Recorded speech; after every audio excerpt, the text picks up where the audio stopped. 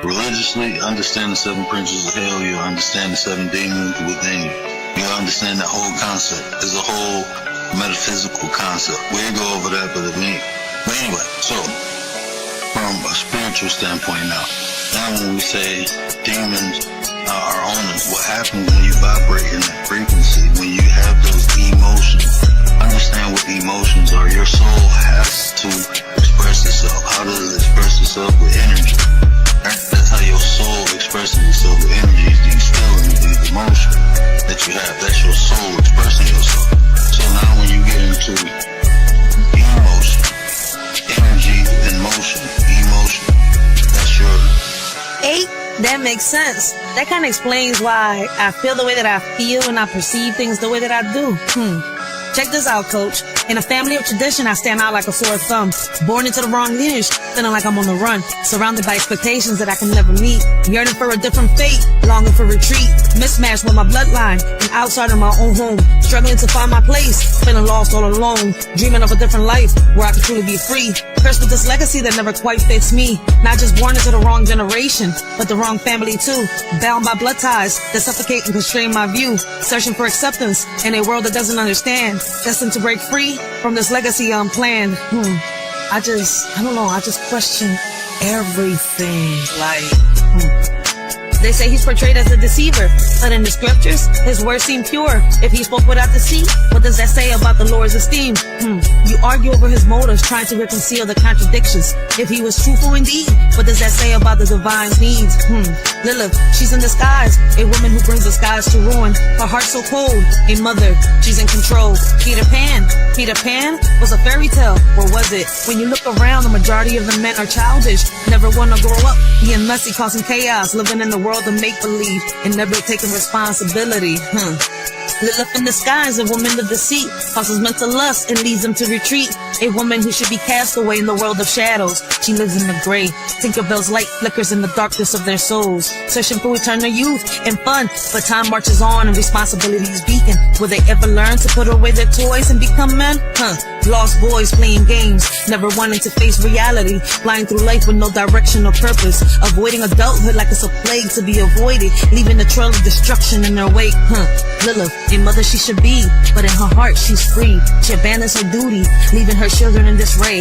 Lust in her game, to men she plays. She leads them astray, and they pay the price. Karma. I guess people don't understand that karma can go both ways. It just depends on how, their mind perceives it. Karma can go, real deep if you're not careful. Bro, you know the missing component? Like, people think to feel. Again, you're working from the outside in. You have to work from the inside out. Right. The reason people can't manifest because they don't even believe they can have what they asking for. You gotta match that frequency. And belief is the feeling, it's not a thought. Right? This is where people get all this mixed up. So if you feel to think, feel to think. This is why you have dream boards and stuff like that, right? They want you to look at it and use those 5 senses. Any practitioner teaching you how to manifest things, what do they always say? Go and put yourself around the things you want. Why? So you can use those 5 senses so you can get a feeling of what the things are. So now you have a clearer picture of what the things are. So now people will try to manifest and look for the object they manifesting, but they not matching the frequency of it. So what happens is the universe gives you things to build you up to matching that frequency, to your own personal belief that you even deserve what you're asking for. Yo, you're spitting some gems right there, coach. But for those of y'all in the background, man, check this out, yo. They say karma's bad, but is it true? Depending on your actions, that's how she'll come for you.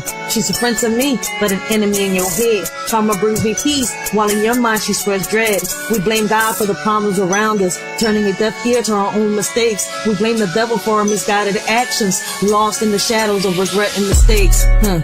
Elders criticize, you rebel in return, cutting off potential, lessons unlearned. Butterflies trapped in cocoons, dreams adjourned. A cycle of disrespect, the flames still burn. Parents stripe growth, children push away. generations clash, never finding a way. In heaven and progress, the price we pay. Butterflies grounded, never to sway. The cycle repeats, a never-ending chain. Misunderstandings persist, causing pain. Lost potential lingers like a stain. Generations at odds, searching in vain. We're stuck in a cycle of pain and sorrow, hoping for a better tomorrow. Black lives matter, white lives matter too. It's time to unite and break through. I'm just saying, it's 2025, but it feels like it's 1942. Black lives matter, white lives matter. That's the plea. Blaming the white man for all the hate that we see. Yet we're still killing our own kin. Can't break free. Struggling to find peace in this chaotic scene. Racism and violence staring at the seams. Pointing fingers while we continue to demean. Looking ahead with hope in our hearts. Learning from our past mistakes, making new starts. Together we stand against all that tears us apart. Black or white, it's time for a fresh start. We're quick to point fingers at others, but in reality, it's ourselves that we need. The power to change lies within us. Why blame others when we can be our own lead? Just a little food for thought. But they done tricked you. They done told you it's something outside you coming into you. That's how they get you to accept God is outside you. That's that whole concept. God knows it's in you. That's why when you have a deep desire, things come true. When you get that feeling of God either way. Because that's true. But it's not outside of you, it's inside. They only want you to know it's inside. Because there's a group of people, it's not inside of them. They have to get you to participate and give that energy away so they can have those experiences. And that's what most people do. By worshiping something outside themselves. You're giving that energy away. I should have did this on the word. In the balance of right and wrong, karma's tails tip where they belong. She rewards my deeds with serenity, but in your thoughts, she breathes enmity. What you sow, you shall reap. Karma's justice runs deep. I find solace in her embrace, while she hunts you with no grace. In the wrong generation, lost in time's illusion. God's mixed up in my mother's womb, a cosmic confusion. Feeling out of place like a puzzle piece misplaced. Searching for my purpose in this unfamiliar space. Born into a world that doesn't quite fit. A old soul trapped in a modern day script. Yearning for simplicity, longing for connection. In a fast-paced world of constant rejection, I navigate this life with an ancient soul's gaze. Struggling to find my path in these chaotic days. Perhaps God had a plan beyond what I can see, to challenge me to grow and set my spirit free. But they done tricked you. They done told you it's something outside you coming into you. That's how they get you to accept God is outside you. That's that whole concept. God knows it's in you. That's why when you have a deep desire, things come true. When you get that feeling of God either way. Because that's true. But it's not outside of you. It's inside. They only want you to know it's inside. Because there's a group of people, it's not inside of them. They have to get you to participate and give that energy away so they can have those experiences. And that's what most people do. By worshiping something outside themselves. You're giving that energy away. Into a word. I should have did this on the word.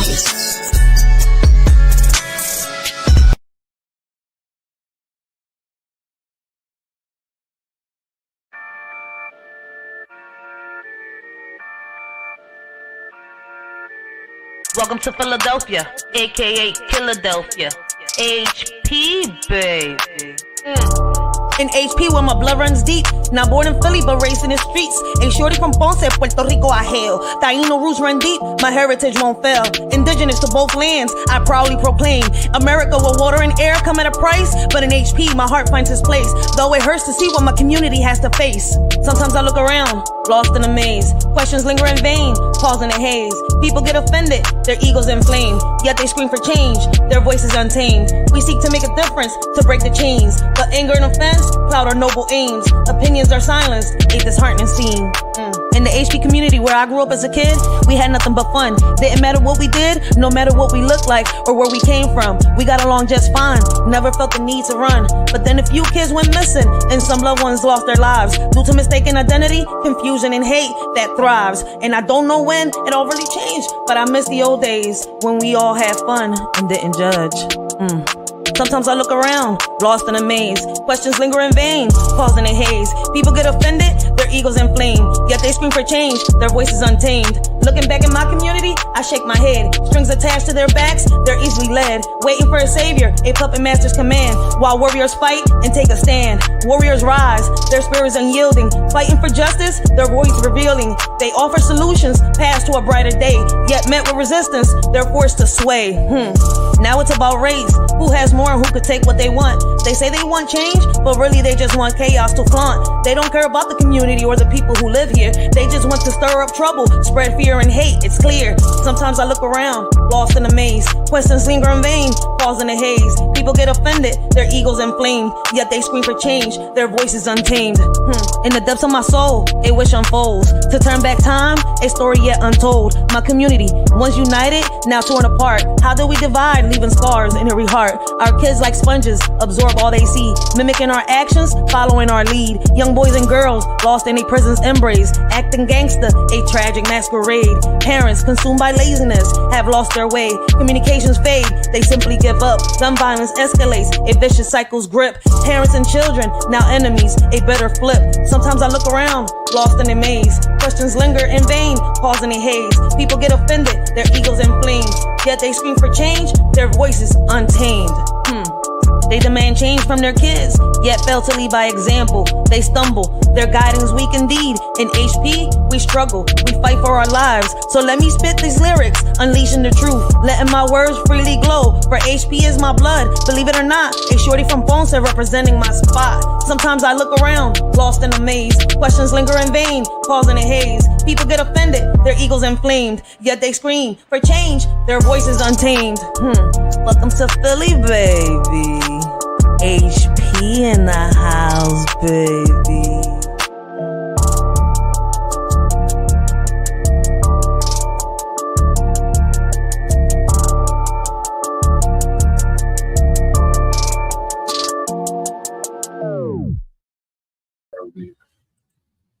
Blessings, blessings, blessings to everybody. Just give me a few more minutes while I deal with something over here, and I'll be right back. I do apologize. All right, give me a few more minutes because I really want to talk and not be interrupted.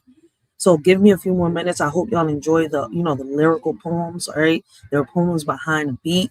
So listen, I appreciate the support. We got Thriving Glow with Joe up in the building, yo. Shout out to Thriving Glow Joe at the building, man. Give me 1 minute. All right, give me like 5 more minutes.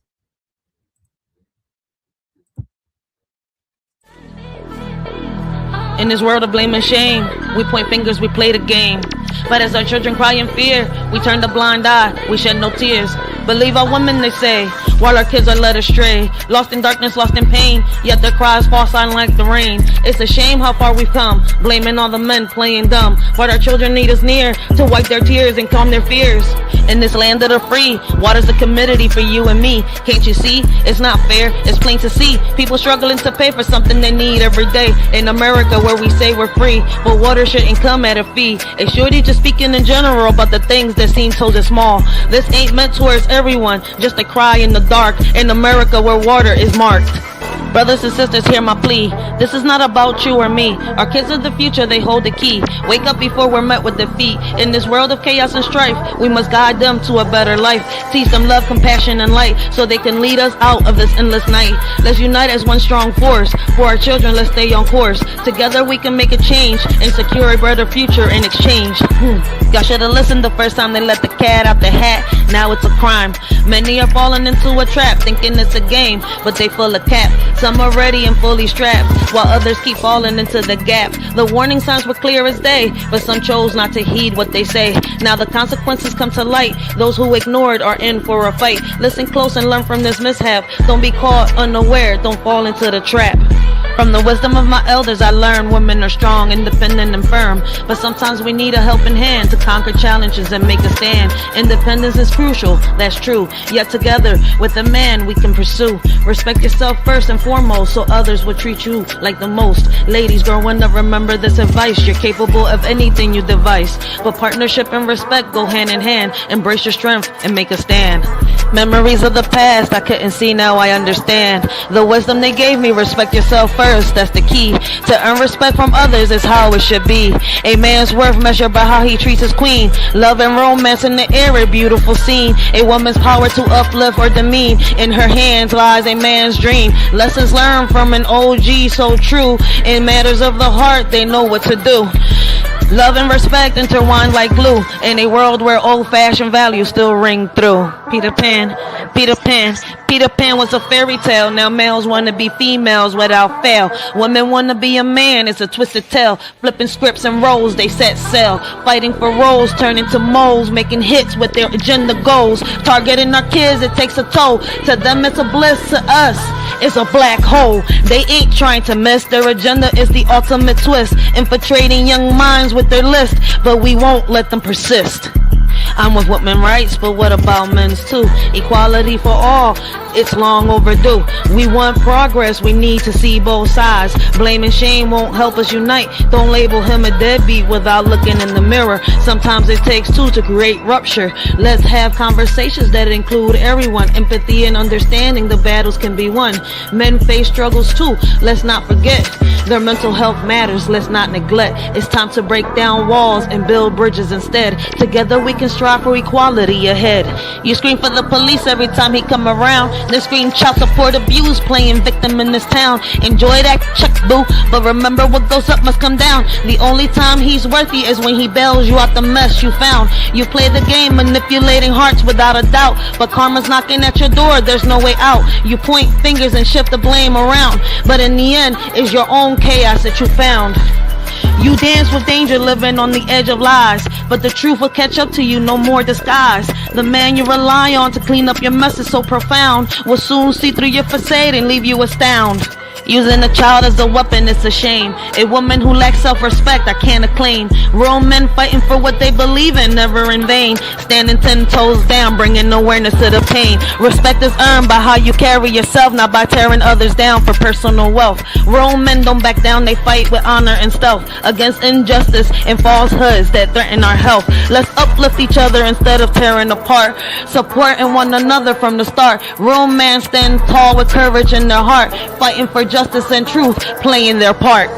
Here's for the men who share their truth, never afraid to stand tall in their boots, respecting our women, fighting for what's right, supporting our kids day and night. Real women out there blazing trails, men by their side never looking pale. Rights for all, let's keep the balance true. Men have a voice, let's listen to. In this crazy world where battles are fought, let's remember the men who give it all they've got. Respect to those who speak their stories loud. Together we stand strong and proud. Together we stand, united we'll rise, setting an example for young eyes. In every step we take, in every plan, guiding the next generation's hand. Leading by actions, not just by words, teaching them to fly like birds. Showing love and respect in all we do, for they're always watching, taking cues. Hand in hand, let's pave the way for a better tomorrow, starting today. Our children learn from what they see. Let's show them how great they can be. Let's be what our children need.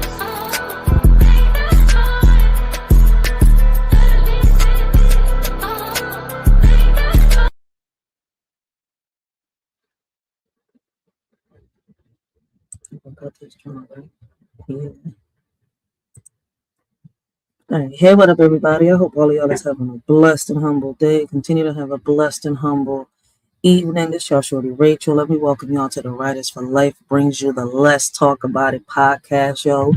And today we're gonna be talking about some current news. All right, we're gonna be reviewing and reacting to the Senate, the Philadelphia Senate meeting, and what's going on in Philly. All right, there's a lot going on. It's Black History Month.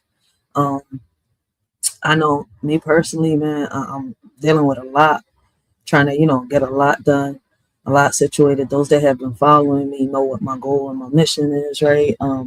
I've been working really hard on these 3 books. I got 2 more poetry poems to publish, all right? And I got my book that I'm working on how I overcame, my past and much more. Shout out to those that have been rocking out with a shorty, all right, that have been sharing the videos, have been having conversations with me, throughout my lives. I really appreciate y'all, whether it's 5 people, whether it's 3 people, all right, I appreciate y'all. These conversations are needed. And we talk about everything when it comes to this podcast. All right. So let's get into it. All right. Let's get into it. Today, oh, did I leave it? Yeah. Okay. If y'all listen, if you're watching, right, if you hit exclamation right in the chat down below, I have a few content creators that I watch. I gotta update my little stream elements and put some more in that, John. But we got a few content creators that are shorty watches. If y'all want to click on their links and go check them out, y'all can. I also have the petition to get more cameras within our schools, deeper backgrounds for the teacher, and more how can I say more security guards in our schools. We trying to, how can I say, help our kids that are getting bullied. Um, this petition, having these cameras in these schools, won't just benefit the kids, but it'll also benefit the teachers, right? And it'll help us figure out what's going on within our schools, within our classrooms. All right. So if y'all hit exclamation, school petitions,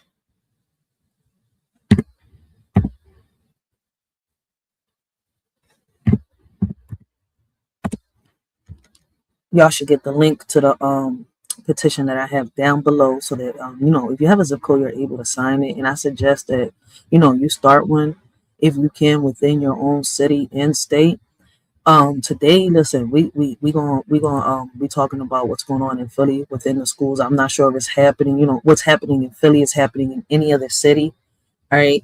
But let's get into it, because listen, Philly done has lost, how can I say, its damn mind again. All right. Because listen, 20 schools, I mean 20 on the chopping block under this new updated facility plan.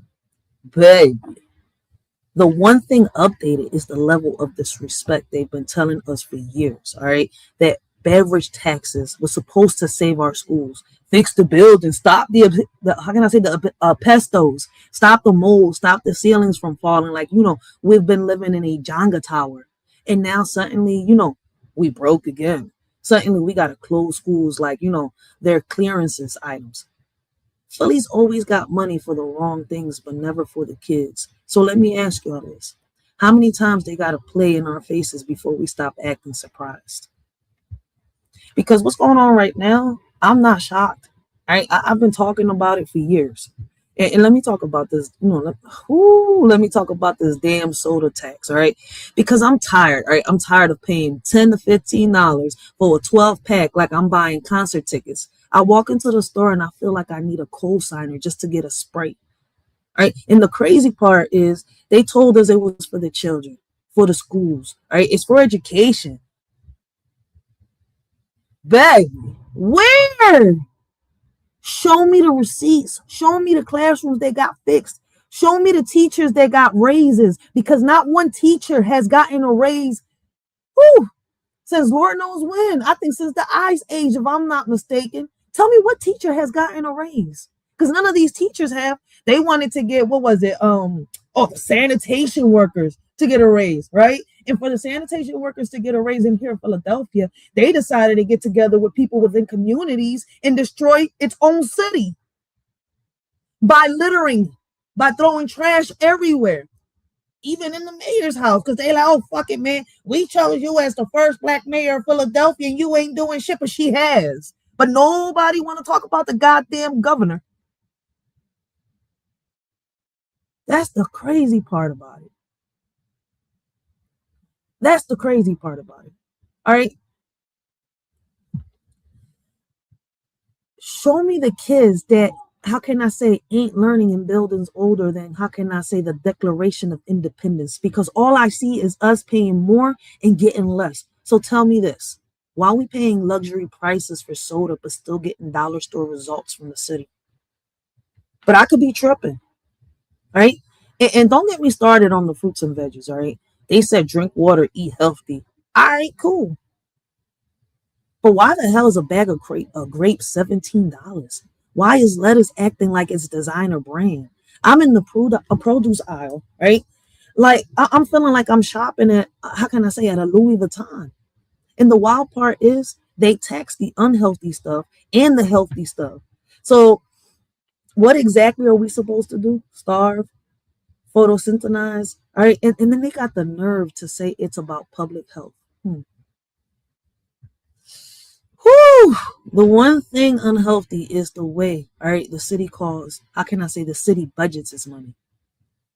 So let me ask y'all, how are we supposed to make healthy choices when the system keeps making poverty the default? Right? And the system ain't even broken. Hey, but according to people, the system is broken. That's the plea. Right? And let's talk about these taxes. All right. We pay, how can I say, we're paying these taxes, right, as working citizens. We pay city tax, state tax, federal tax, soda tax, bag tax, breathing tax. I'm convinced they're going to start charging us for blinking next. And yet, every time we ask where is the money going, they hit us with the same tired answer, the same bullshit. We're working on it. Working on what? Because the schools are still falling apart. The neighborhoods are still under, how can I say, funded. And the kids are still, how can I say, getting, how can I say, the short end of the stick. But what does get funded? Everything except what we actually need. So here's my question. Why do we keep letting them treat our tax dollars like it's monopoly? And I know a lot of people is going to be like, fuck this conversation. I don't care. But this conversation isn't meant for everybody. I'm not everybody's cup of tea. This conversation is for those that are, really taking serious about what's going on within their communities. All right. Those that, how can I say, look at, how can I say, our voice is local. That's where it matters. We know where the money goes. We ain't stupid. All right. It goes to prisons. It goes to war. It goes to everything that keeps people controlled instead of, how can I say, empowered. They invest in punishment, not prevention. They invest in violence, not education. They invest in, how can I say, locking people up instead of lifting people up. And they turn around and act shocked when communities struggle. Babe, you built the struggle. You funded the struggle. You maintained the struggle. So let me ask y'all, how long are we going to let them pour billions into cages while our kids learn in buildings that look like crime scenes? All right. And the wildest part, they always got a speech ready. All right. We evaluating the facilities. We relocating resources. We reconstruction. All right. How can I say? We're reconstructing the district. Shut the fuck up. You know what? Whoops. No, Ray.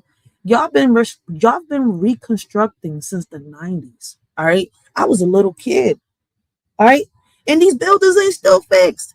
And the only thing that changed is, the excuses. Meanwhile, parents got to fight for basic things like heat, all right, in the winter and AC in the summer. Kids got to dodge buckets catching leaks. Like, how can I say, they in the water park. Teachers got to buy their own supplies, like running, how can I say, like they running a side hustle in their classrooms. And the city wants applause. So let me tell this. Or let me ask you this. Why do we accept bare minimum leadership when our kids deserve maximum effort? All right, and I know I ask provocative questions, but that's because I am one of those that go, head to head with these politicians. I am one of those, right, that team up with a lot of parents and organizations. Let's change these policies. And let me be real. All right.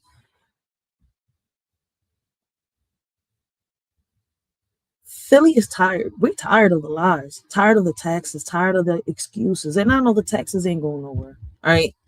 We tired of the plans that never, how can I say, that never plan anything. We're tired of being told to wait for funding, wait for repairs, wait for justice, wait for change. Meanwhile, the people in, how can I say, charge ain't waiting for their checks.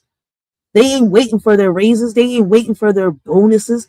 They ain't waiting for their, how can I say, comfortable office. So let me ask y'all, when do we stop waiting and start demanding? It's kind of like, a few years back, I had this lady talk about, in the nice communities, right? In the richer communities, and people think that there's rich communities in, right where the hoods are at and stuff like that. Maybe you go a little further out of the hood, right? And like I tell people, I don't see the suburbs in the nice areas of Philadelphia. They're even dirty. Right? I used to walk on what they work in what they consider certain parts of the suburbs, and I'm like, Now, when you go further out and you're almost leaving like Philly to, other districts and stuff like that, but it's still a part of Philadelphia. It's confusing to break it down or even talk. I'm not gonna sit here confuse y'all and then confuse myself again. All right, there's cities that are they're I don't know if they're like attached or what, but it's like little borders and stuff like that. And those places are nicer and they got lanes. There's even quiet little areas, little towns that look like places in the movies and stuff like that. I was shocked to learn about stuff like this. All right, but here here in the middle of Philadelphia, the heart of Philadelphia, all this that we talk about, North Philadelphia, East Philadelphia, South Philadelphia, all this, I don't really consider it rich neighborhoods or suburb area type John. For real, for real. But hey, to each his own. All right, to each his own. I know a lot of people gonna be like, "Well, it is, it is." Just go digging a little deeper. You see why I'm thinking like this. I'm tired of going by what they're telling us. I'm doing my own research. But anyways, like I said, when do we stop waiting and start demanding? We got Flying Gallinino in the building. Blessings, blessings to my OG. All right, Running 22 is in the building. Shout out to Young Riaz. Make sure y'all go check out my young boy. All right, and his YouTube. He got the shorts popping over there with the UK music. But listen, the reason I'm saying all of this is because at the end of the day, the real question ain't why is this happening? We know why. The real question is, what are we going to do about it? Are we going to keep letting them, drain our pockets while starving our communities? Are we going to keep letting them close schools like they're closing apps on a phone? Are we going to keep letting them treat our kids like, how can I say, afterthoughts? Or are we going to finally stand up, link up, and say, nah, not this time. Philly got the power, all right? And when Philly moves together, we can get shit done. So let me ask y'all one last thing. Are we ready to fight for the future of our kids? All right. Our kids deserve that bright future. Or are we going to let them write the ending for us? And I want y'all to check this out. My OG up in this John. Shout out to my OG Flying Gallinino. Man. I love my OG. I love my OG. You can't help but, you can't help but love 22 Ronin, all right? I know he got one shout out mouth, all right? I know his mouth could be vicious at times. But Lord have mercy, I love my OG, all right? Listen, I love him. He shout out it. Listen, he is shout out, but I love him. I know I'm repeating myself. But I love my OG. All right, here we go. Here we go. Where's the 3-minute video? Ba-da-ba-bum-bum. All right, so I'm gonna have to show y'all the 2-minute video.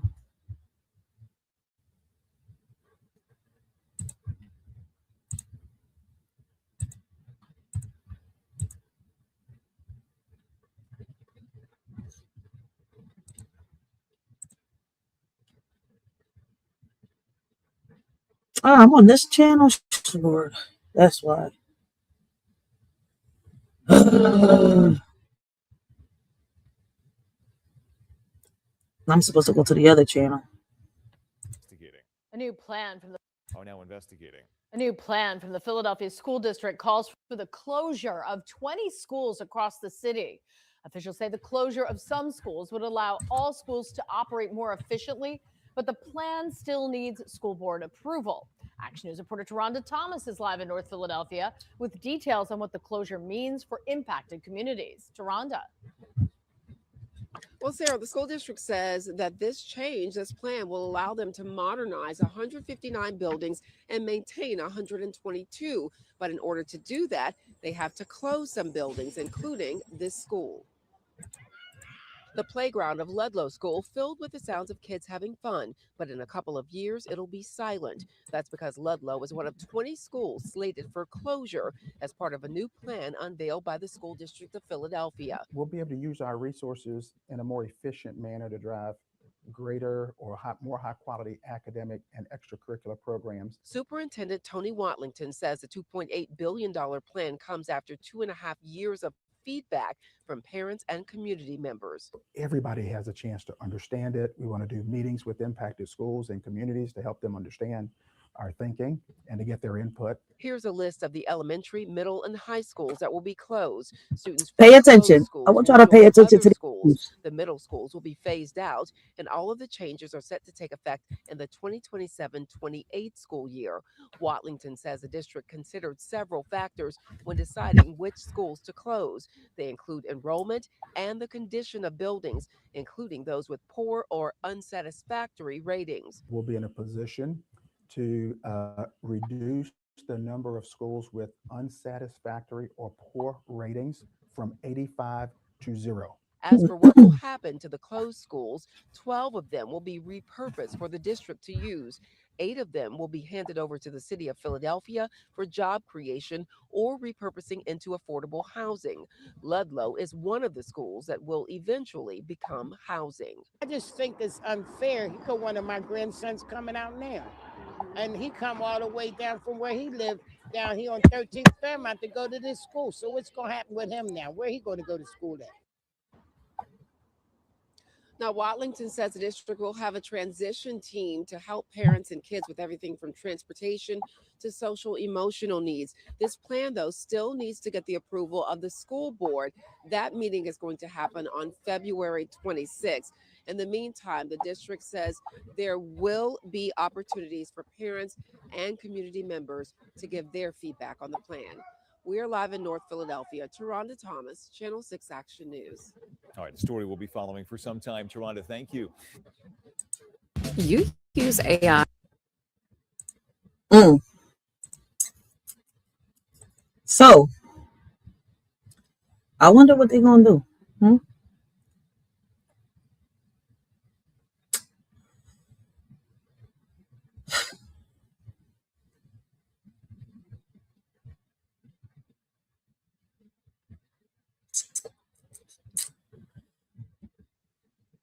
Let's really talk about what's happening.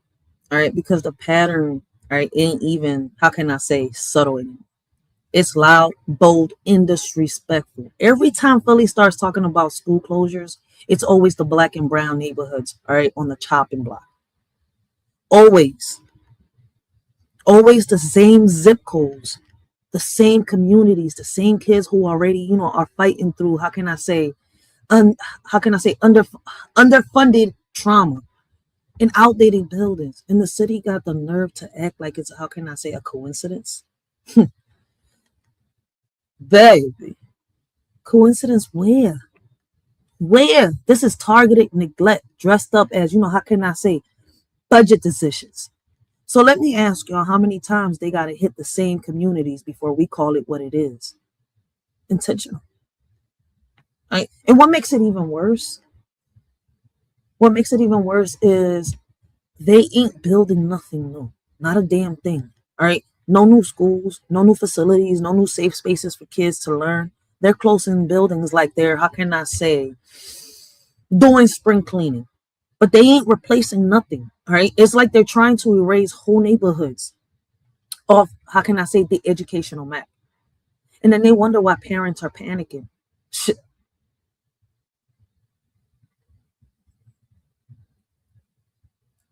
If you take away the schools, you take away the future. So tell me this. How you close 20 schools with no plan for, where the children are supposed to go? You're talking about 20 buildings, right? And in each building is over 500 students. Real shit. There's over 500 students. So you're telling me that y'all going to have to relocate a total of almost probably over 3,000 students. Huh. Let's be real. All right. We already know what's coming next. All right. Overcrowded classrooms, teachers drowning in stress, kids packed in like, on a SEPTA bus during rush hour. And then the district going to turn around and blame the teachers for low performance. How you expect a teacher to give, how can I say, individualized attention when they got 35 kids in a room built for 20? All right. They're setting everybody up to fail. All right. And then acting shocked when the system collapses. So let me ask y'all, how can a child learn when the classroom feels like a survival challenge? I know I'm asking the right questions. Right. And the teachers, whew, they're already overwhelmed. And tell me I'm lying. They're already underpaid. They're already buying supplies out their own pockets. All right. Now you want to throw more students at them with no support? Teachers are about to be in a classroom like, how can I say? All right, kids, today's lesson is improvisation. Improvisation. All right. And honestly, some of them been, how can I say, crafty, because the curriculum they give our kids is dry, outdated, and disconnected from reality. It doesn't reflect the kids' culture, their interest, their intelligence, or how can I say their lived experience. So tell me this, how you expect kids to stay engaged when the curriculum ain't, how can I say, even speaking their language? But I could be tripping right now. I could really be tripping. But listen, I have a passion for speaking up for kids, all right, and helping parents out. And let's talk about that curriculum for a second, because baby, it's given, how can I say, bare minimum. It's given, we don't care. It's given, teach them just enough to pass that test, but not enough to challenge the system. Meanwhile, our kids are brilliant, creative, curious, and hungry for knowledge that actually reflects who they are. But instead get worksheets from 1998 and a textbook missing pages. And the districts wonder why kids are bored. So let me ask y'all, how can we expect excellence from kids when the system only gives them scraps? But we know this. And yet we still let the division happen. And the craziest part, they always got a speech ready. All right. We consolidating resources. We optimizing facilities. Baby, just shut the fuck up for once. All right. You're optimizing failure. You're consolidating, how can I say, disadvantage. You're how can I say,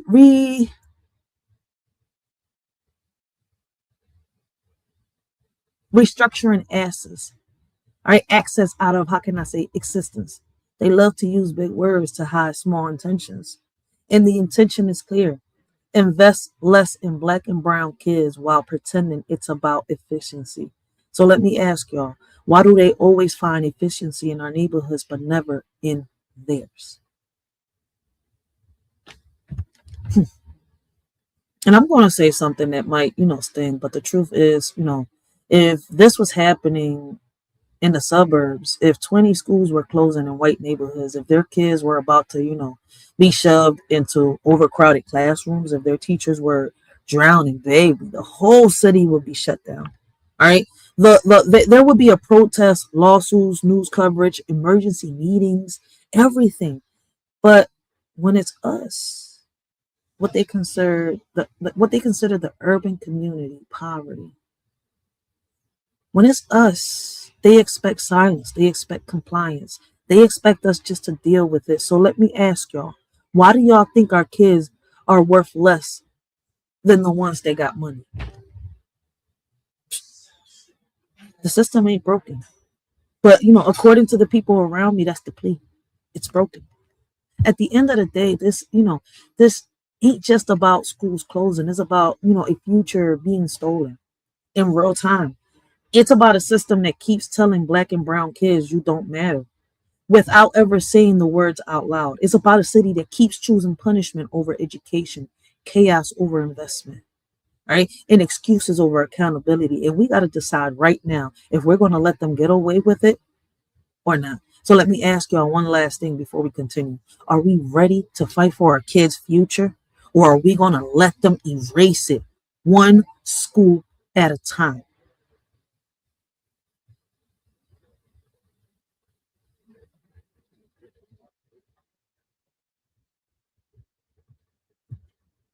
Shout out to, I like what he just said. And no, it's not very hard to see that. I see it. I see it. The Seekers Guild 2026. I like what he said or she said. I'm not sure. I'm sorry. Like, I can't tell by the name if you're a man or a woman, but listen, I like what they said. All right. Is it really so hard to see that there is a very real and powerful supernatural entity behind everything today? The evidence is right in front of our face. And I agree with him. That's listen, out of the past couple of days, that's the realest thing someone has said in the chat right now. All right. And I don't disagree with him or her. I'm not sure what they are, but I don't disagree at all. I completely agree. All right. Now, we're going to move on to the next topic, still in Philly. All right. And let me say this, right? Y'all ever notice how every time we talk about Black history, somebody somewhere is trying to rewrite it like, it's a movie script, right? And that's why I like what that's why I like what I got to get his name right. The Seekers Guild 2026 said, all right? Because there's listen.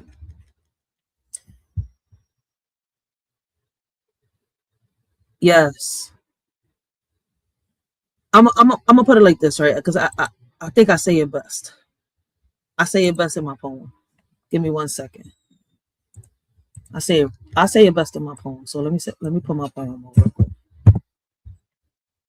All right, while I read this chat real quick, and then I'll continue with my commentary. Hey, why you keep signing me out? Always signing me out my stuff. Like, did I give you permission for that? No. So stop signing me out my own stuff. Jeez. Doing stuff without my permission. What's up with you? Like, see. This is why I named my computer Tina. I'm about to go get Ike somewhere. All right. Every time I call Ike, Tina get it together. Snap.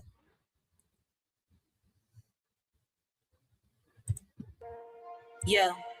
We living in a world where the rules don't apply. They say we gotta follow, but we're ready to fly. System got us boxed in, trying to keep us small. Hold up. I had to pause that. Plain Commando? Wait, he said, what are your thoughts on the legalized nuclear bombs? Hold up, wait a minute. I didn't even know about that. Hold up, wait a minute. Do we have legalized nuclear bombs? Do we have legalized nuclear bombs? Wait, is you talking about the red button?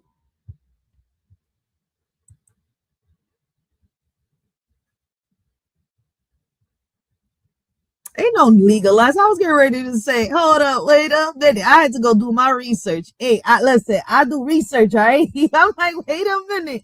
Did I miss something? Hold on, wait a minute.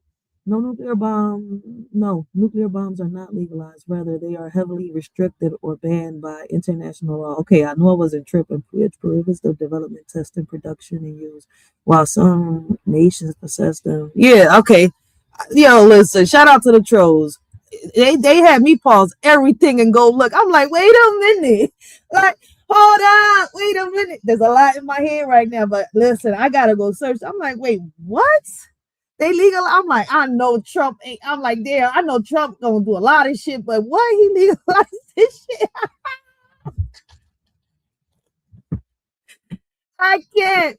Shout out to the trolls, yo. Shout out to the trolls. I'm dead. See, I don't mind trolls like that. I don't mind it. And plus, they get you to start, they test your noggin, all right? They'll get me to pop Google out and start asking questions, and I will, listen, I will start researching.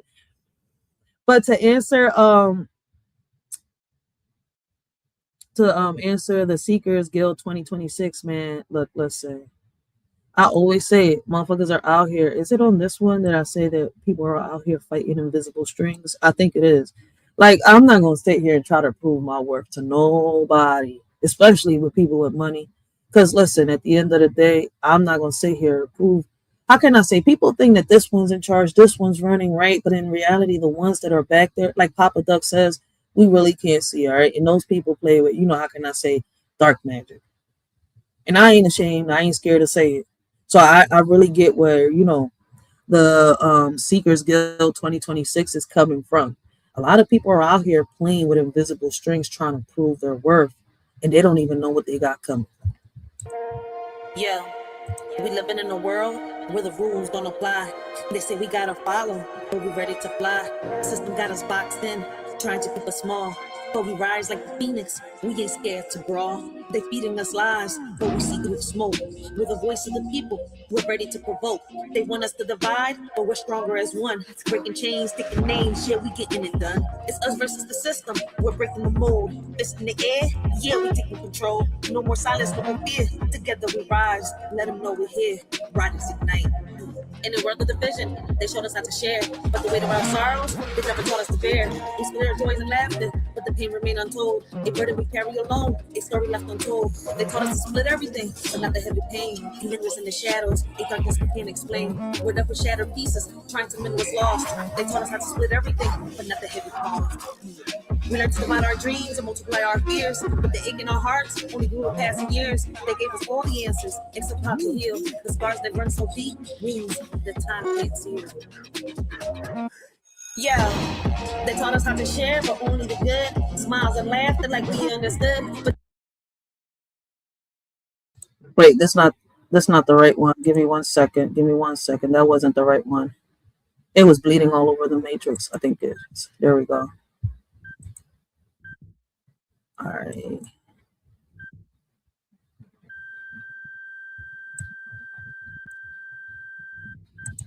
That's the right one. yeah, we all got dreams, but we stuck in the grind. Looking back at the past, but it's time to unwind. Everyone can do it, just gotta take that step. Stop dwelling on the losses, let's rewrite the rep. Hating on the president, calling him corrupt. But let me break it down, we gotta interrupt. Law's been in place, he's just playing the game. Ain't about the man, it's about the system's name. How do we move forward? Let's add something new. Together we can rise, yeah, that's what we do. Don't get stuck in the past, let the hate fall away. We building the future, let's seize the day. Can't you see? You bleeding all over the matrix, caught in the hype. Man, it's all fake tricks. The medic bag's empty, y'all shit out of luck. Wake up before you get stuck. Y'all act like y'all in love, but y'all really in lust. Lost in the fame and the fortune. You ain't got no sense. You got the influence of sensation. You let them run your life. Red or blue, you're just a puppet with strings, always in strife. You think they care, but they don't give a damn. Just chasing the glow, the celebrity clout. They'll play both sides, the red and the blue, but they're just pulling your strings while you're stuck on your move. You're waiting for someone to tell you you're in luck, but mommy and daddy ain't coming, they're not in the cut. You're so blinded by the fame, the glitz and the glam, you forget what's real and who you really are. Wake up and see that you're just a pawn in the game. The red and the blue, they're all just the same. Stop being a puppet and take control of your life and break free from the chains. It's time to ignite. How do we move forward? Let's add something new. Together we can rise. Yeah, that's what we do. Don't get stuck in the past. Let the hate fall away. We building the future. Let's seize the day. Can't you see? You bleeding all over the matrix. Caught in the hype. Man, it's all fake tricks. The medic bag empty. Y'all shit out of luck. Wake up before you get stuck. Yo, I see the struggle, I feel the pain, but we can't let the darkness keep us chained. We got the power, the voice is the might. Let's come together, turn wrongs into right. Everyone's a player, so step to the front. No more division, let's rise from the blunt. It's not just about politics, it's a call to unite. Stand tall, move forward, let's ignite the light. Yeah, we're all in this together, no need to divide. Let's focus on the future, let the love be our guide. From the streets to the halls, let's make change. Break the chains of the past, let's rearrange.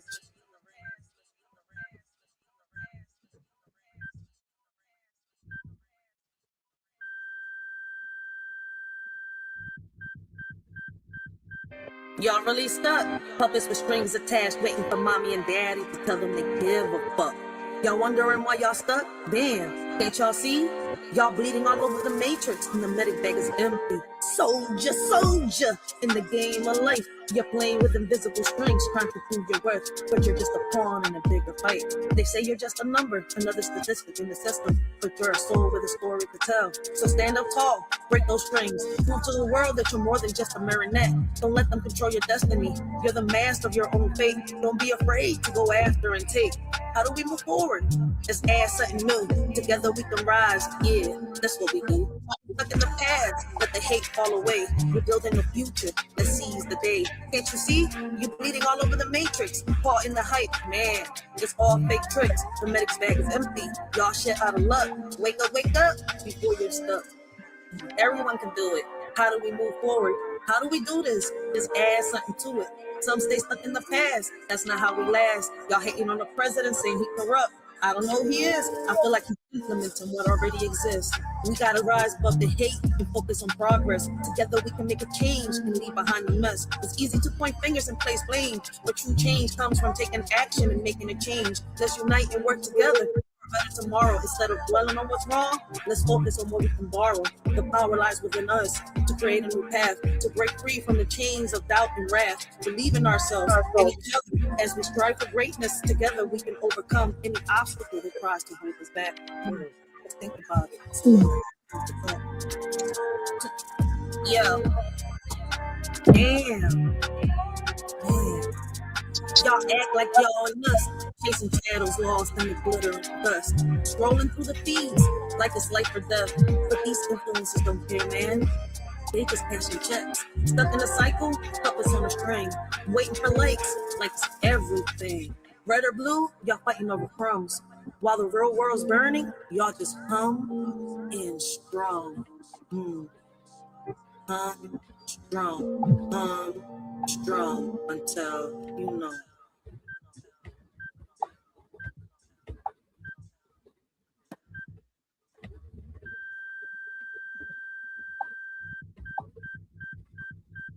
So how do we move forward? Let's add something new. Together we can rise. Yeah, that's what we do. Don't get stuck in the past. Let the hate fall away. We're building the future. Let's seize the day. Can't you see? You bleeding all over the matrix. Caught in the hype. Man, it's all fake tricks. The medic's bag is empty. Y'all shit out of luck. Y'all better wake up before you get stuck. So here's the message, loud and clear. We got the power, let's shift the gear. No more dwelling, no more blame. It's time to rise up, let's change the game. So if you feel lost, just look to the sky. We're all in this together, let's reach for the high. Everyone can do it, just take a hand. Together we stand, united we land. So let's move forward, break down the walls. With love and respect, we'll answer the calls. No more hate, just the powerful proof. Together we can do it, yeah, me and you, riders. Let's show them how we ignite. Look in the mirror, tell me what do you see? A puppet on a string or a soul that scream? Break the chains, man, it's time to reclaim. Your life's not a game, don't let them play you lame. Stand up, rise up, let your voice be heard. No more silent screams, it's time to spread the word. Riders, let's ignite. Yeah, the world's a stage, but you ain't just a role. Find your truth, let it shine. Yeah, that's the goal. No more fighting over colors, it's unity we need. Plant the seed of change, watch the future succeed. So damn, y'all, stop acting like you're lost. Break the mold, it's time to pay the cost. Heal the wounds, let the real flow. Step out the matrix, man. Let your true self grow. Don't let this digital world, flatline. It's just a little food for thought.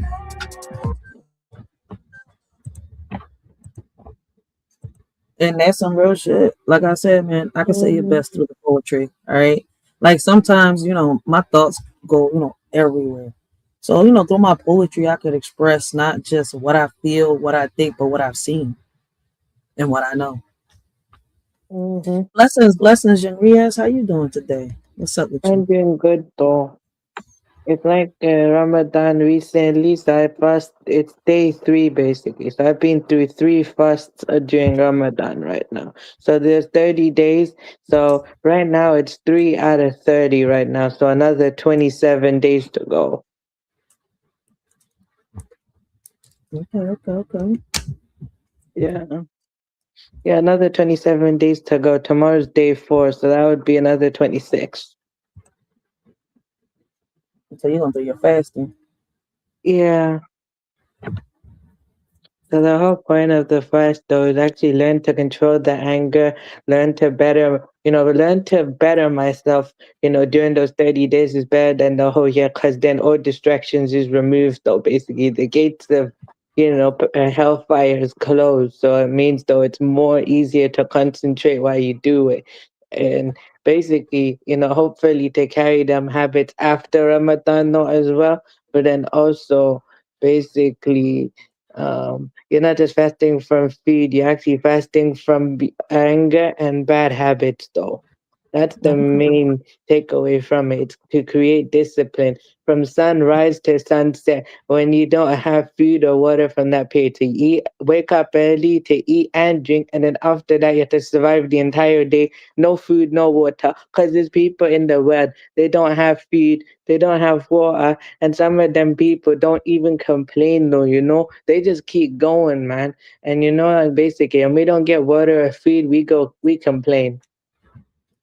Yeah, that's how a lot of people is. You're right. A lot of people listen. That's why I said the other day, I was speaking about what was going on in the schools and stuff like that, and I had somebody pop up in the chat talking about, "Oh, we ain't gonna get nowhere. We ain't gonna do nothing." I was like, "Well, a lot of people ain't sacrificed themselves for us to be where we at.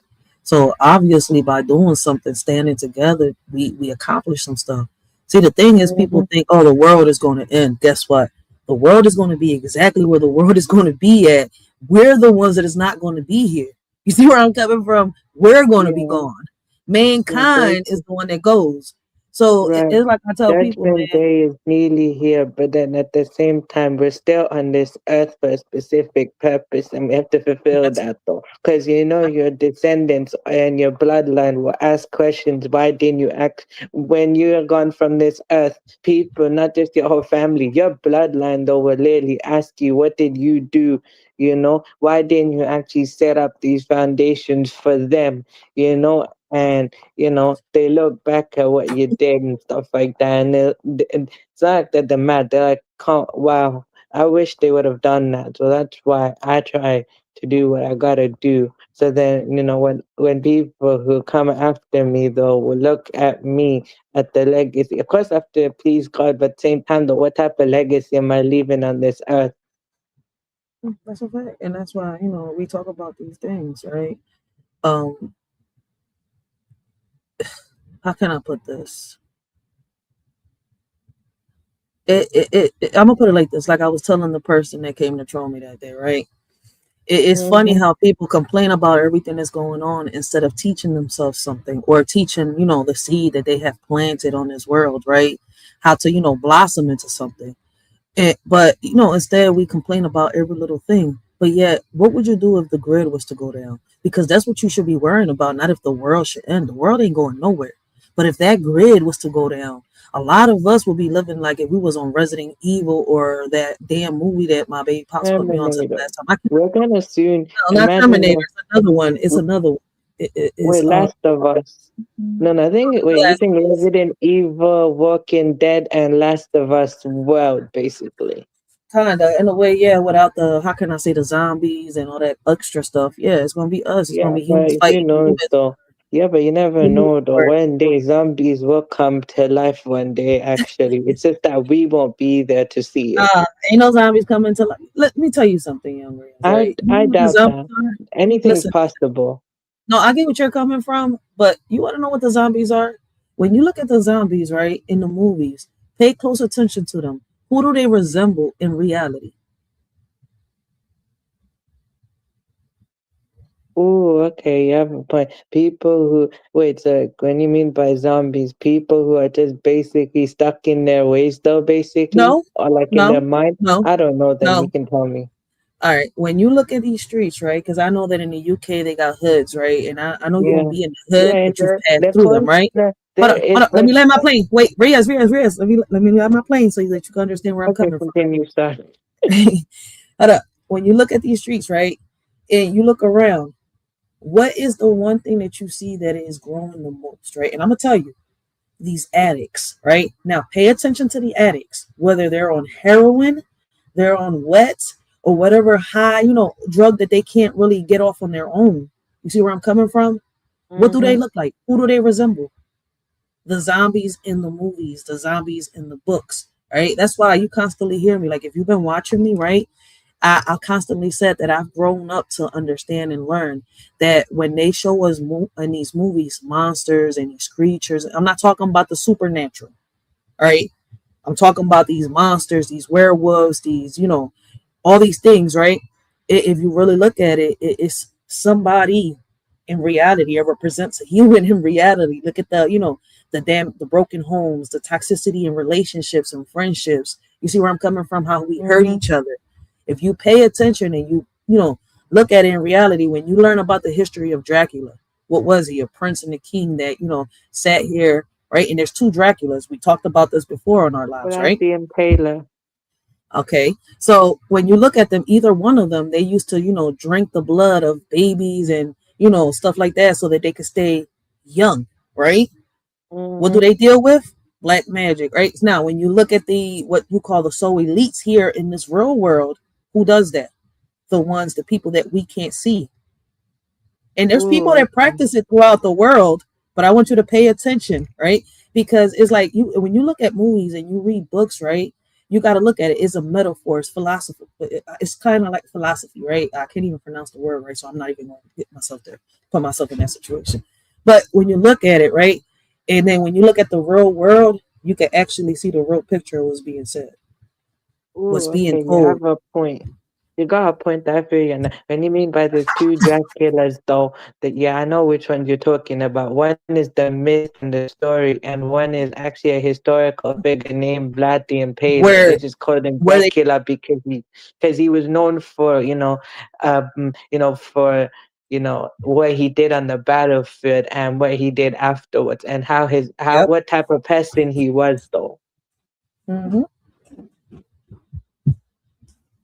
So that's a yeah, I fact. know what you mean though when you said two Draculas though, and then some people are gonna say, "What do you mean?" No, actually, some people who don't know, basically, there is a person who actually existed. His name was Dracula, but he's not actually what they describe him to be. He's basically royalty that was basically really poison hot. Like his heart was really cold though, and it was pure evil, hmm basically, right? And he was known as Vlad the Impaler. Yep. And us, you know, before we dive a little more into history, right? Because I'm glad we're talking about this. Is going to go is diving us into this topic that I wanted to hit real quick, all right? And I want y'all Mm-hmm. to, you know, really listen to me, right? Y'all ever notice how every time we talk about Black history, right, somebody somewhere is trying to rewrite it like it's a movie script, right? It's crazy because it's not even subtle, all right? They either erase the truth, soften it, or twist it into something that fits whatever narrative they want to push at the moment. And I'm sitting here like, yo, do y'all really think that we don't see what's happening? Do y'all really think we don't, how can I say, read? Like, we don't question, we like don't remember, excuse me. They keep trying to remix our history like we ain't the ones who lived the consequences of it. So let me Mm-hmm. ask y'all, all right? Why are they so scared? How can I say? Why are they so scared of the real version of our story? Because Because they're it's actually afraid of the harsh reality and the truth that basically the black man is the first man to step foot on the earth. Because it's actually, the way it was described though in every scripture, basically, the original, man to step foot on earth, basically. It's just that everyone else though just developed differently though. I can give you examples as well. There were people called the Elamites though, right? They're the mhm, ancestors to the Persians, though, right? And the Elamites were actually described as dark-skinned people and stuff like that, though.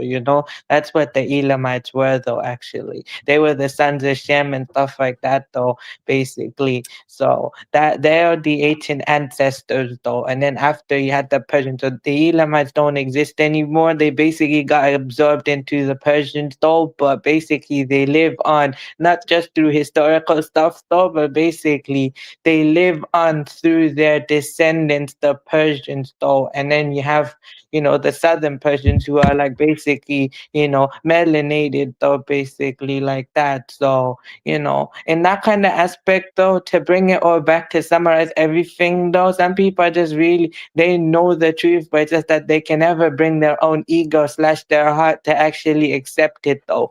Because their mind actually knows what is real, but they can never actually make themselves actually agree to it because it's their own ego.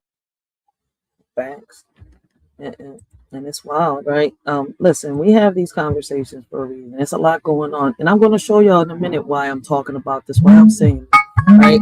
And me saying all this, right? And it's crazy because I don't even know if it's just Philly, right? It feels like bigger than that. It feels like a whole national project to water down the truth. They want to erase the ugly parts, the violent parts, the uncomfortable parts, the parts that, expose how this country was really built. They want to turn history into a bedtime story instead of, how can I say, instead of the horror film it actually was. And then they get mad when, we bring up the real facts. Baby, ugh, the truth don't Ooh, just actually, you disappear got a because point on that, though. So, for listen, but hold on. example, Listen, but let me land this one last thing, right? Like, listen, I just want y'all to understand the truth don't disappear just because you're uncomfortable. And I want y'all to tell me this, right? And if anybody can answer this one question, right? And I'm gonna let Ria say what he's gotta say. Why they always trying to project feelings instead of protecting facts? And that's what I think it is.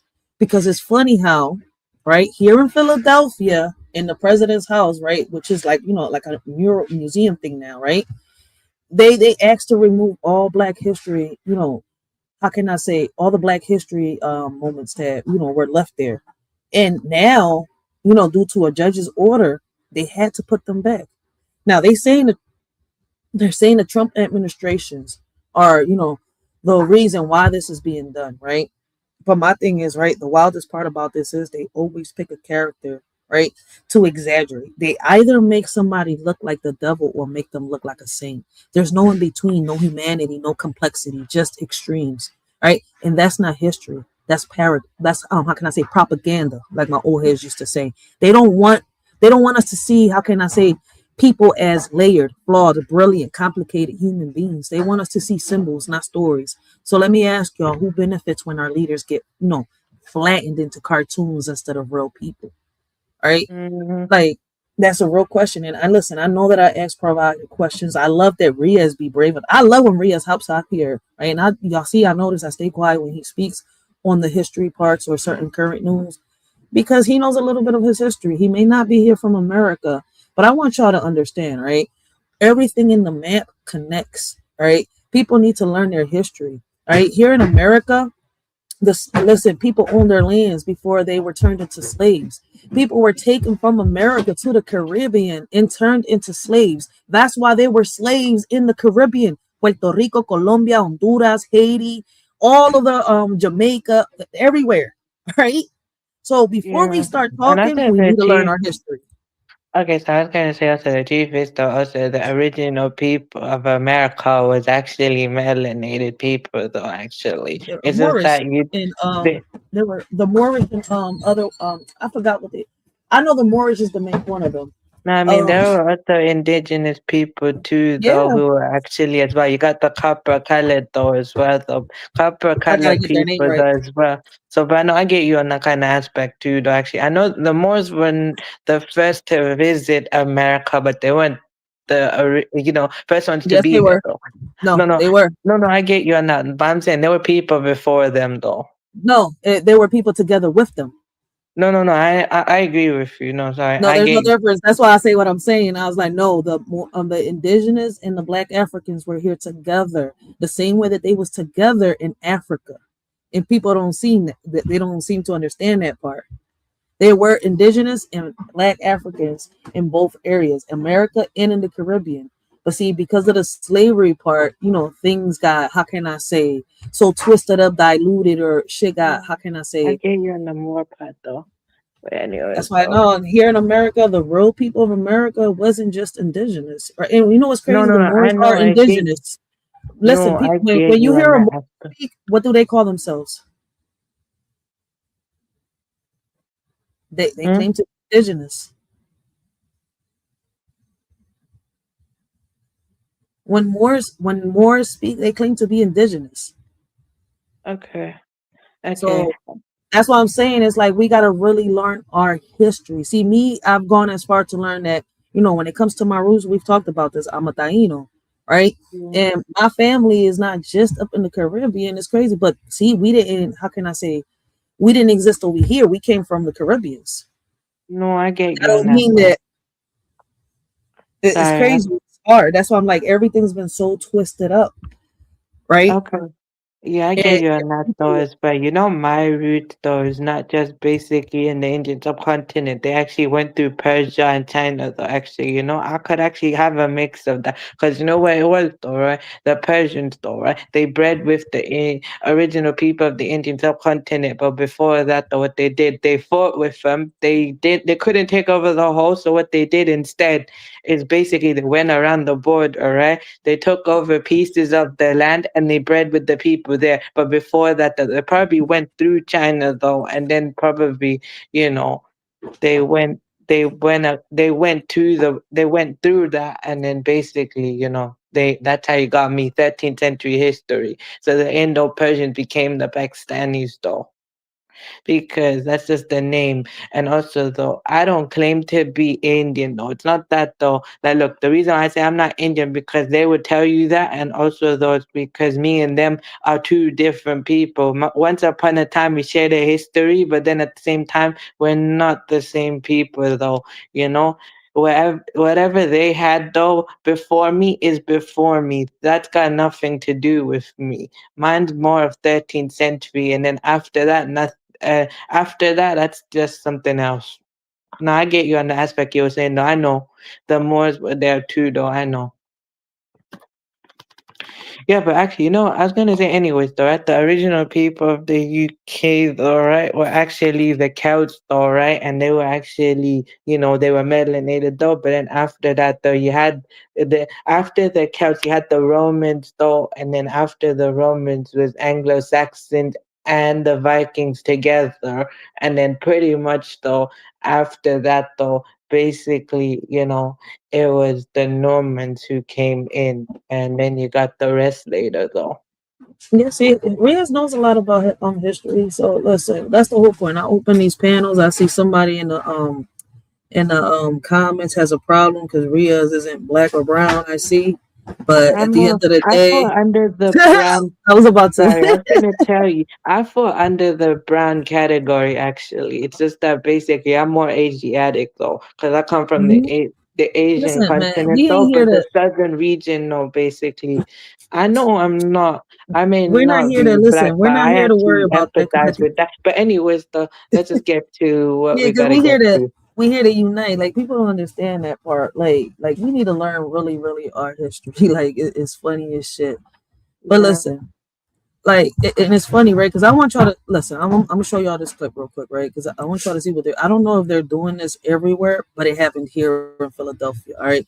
So it seems like yesterday they ended up restoring. All right, because we talked about this the other day. They ended up restoring the slavery exhibits. All right. A judge ordered it. I don't know why the Trump administration, if it was the Trump administration who ordered it, why did they decide to do that? But it seems like um every time that there's some type of political issue going on with the government, somehow some way Black History Month, they try to like sabotage it or take something from it. Exhibits and renderings of slavery were returned to the walls of the president's house in Old City today. They were put back up by the National Park Service after a judge ordered them restored by tomorrow. The Trump administration had them removed last month. CBS Philadelphia's Carrie Corrado caught up with those celebrating the exhibits' return. A lot of people just care about telling the full truth when it comes to our history. Because if you're not telling the full history, it's not history. That tells everyone's story. A rally to celebrate their win in court. The Avenging the Ancestors Coalition gathered at the president's house site on Independence Mall, thrilled the slavery exhibits were being reinstalled. About half were back up Thursday night. Organizers and those who attended the rally say they are happy to see the exhibit back up. They say they are still worried about the future and the fight is still far from over. The fight is still going on. This is one win of a battle in the war.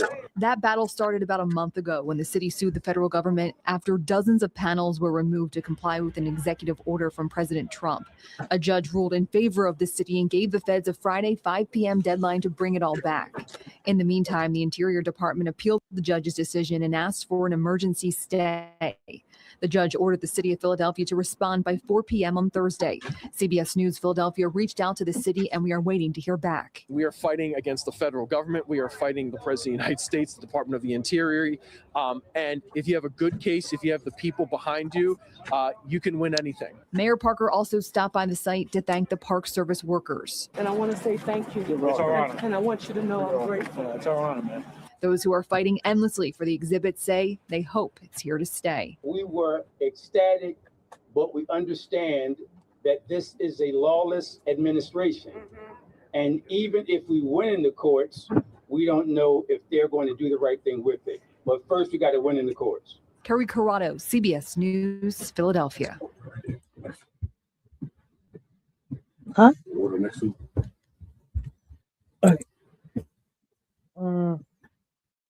Yeah, I'm not sure if But I give you that kind of aspect when it comes to history type thing though. Like I wish I would have just learned. You know the stuff that I know now, I wish I would have learned that long time ago, you know. They wouldn't actually teach that though and actually mention about the Celts part though and who they really were and Is private everything like student that. loan debt wrecking your I life? wish I would have You learned really about need to that talk to long time ago.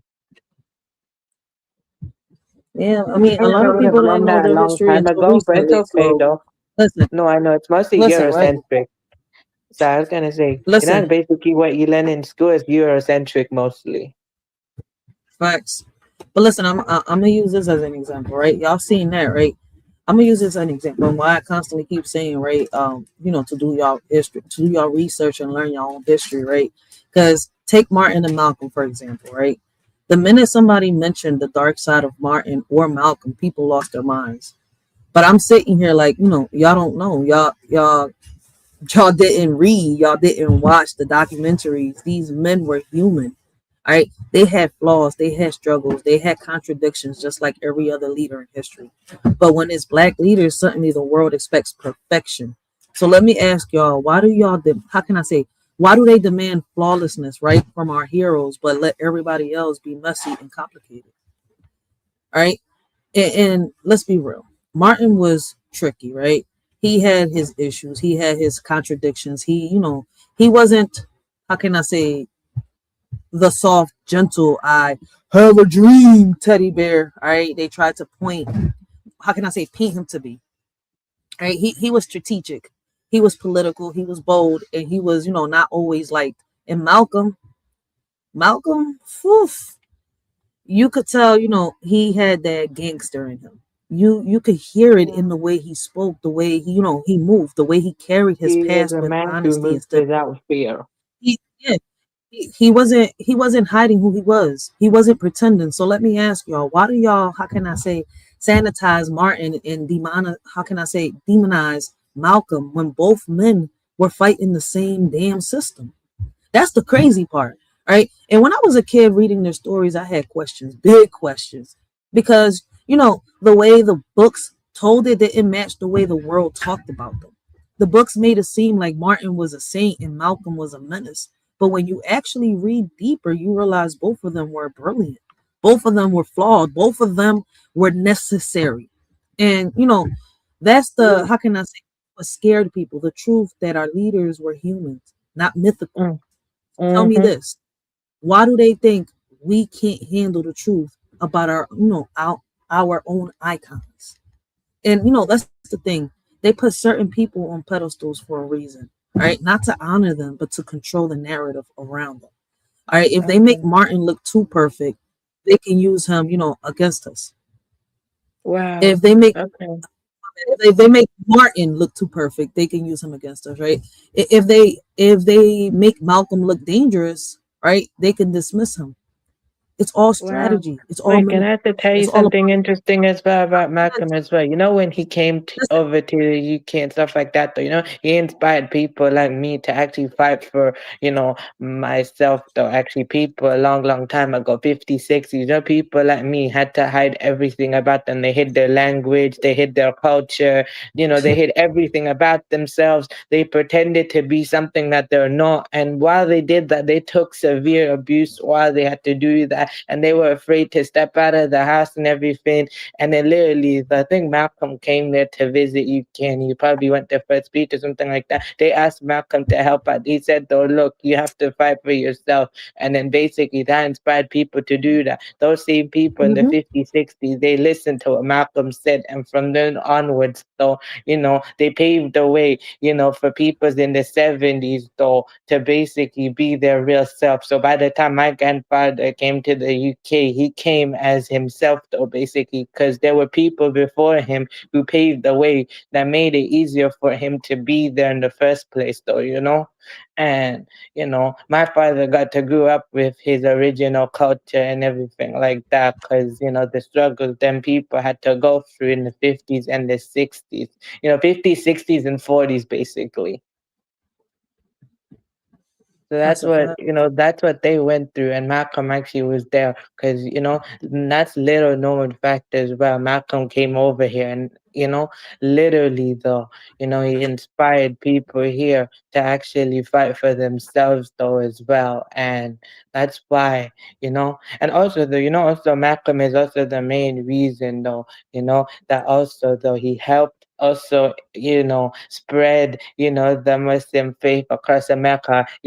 Islam was already in America before that because the Moors brought it, but actually Malcolm helped spread it further as it is. And that's why you have a lot now, though, basically. Of course, you have people come in saying the impact of Malcolm made it more, easier to be that, Facts, So, facts. yeah, I get you now kind of aspect too, though, So that So type of see, thing. the thing is that it's all about shaping how we see ourselves and our power, right? Reality, and what Rhea just said is some facts. So let me ask y'all, who gets to decide which parts of our history get spotlighted, right? And which parts get buried?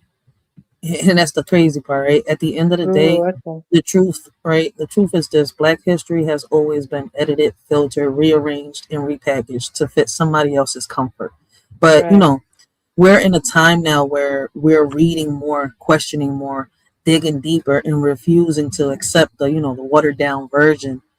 We want the real story, the messy story, the complicated story, the human story, because that's where the power is. That's where the lessons are. That's where the truth lives. So let me ask y'all one last thing: Are we ready to reclaim our history exactly as it happened, and not as they it to be told? Right. And that's something that we have to tell ourselves. Right. It's also so interesting as well. The little people did, that how basically they ended up hunting got poisoned because they actually after when the British left, you know what they did? Like the railway system, right? They stole $47 trillion from the entire Indian subcontinent. They owe $47 trillion though, because that's in total basically 1.7 billion for Pakistan, 1.7 billion for Bangladesh, one for India, and one for Sri Lanka. Add that all up, you get 47 trillion though in total. That's how much is owed though, basically. They stole $47 trillion worth of money because of the railway system. Like it's not just the partition that was going on, it's also the had the British folks, literally British Empire literally stole that much money from the land, basically. After like this though as well, the overthrowing the Mughal Empire was a big mistake though, because when the Mughals were actually ruling, they actually invested in the land. That's why though, under that rule, you wonder why they were so rich and so wealthy, and they basically had a good system going for them, and how stable their land was though. Of course there's fighting, of course that's always gonna, of course there's conflict and it's always gonna be there, but you actually wonder why they stayed in power for so long, because they actually invested in their land and people actually, respected the fact of what they're doing. That's why, the people, the tribe that I belong to was actually loyal to the Mughals, though, They were very loyal. They fought against the Surreys, they fought against the British, though, because out of loyalty, because that's who they were, though. So, yeah. That's how it is. For real, for real. Mm-hmm. Well, with everything that's going on here in Philadelphia, right? We had the city committee meeting not so long ago. So we're gonna check this out real quick. All right. Now y'all let me know what's going on here in Philly is happening within your city or state. All right. So we're gonna get past this guy over here. Let me get this over here because Lord, I don't want no ads. These damn ads get on my nerves.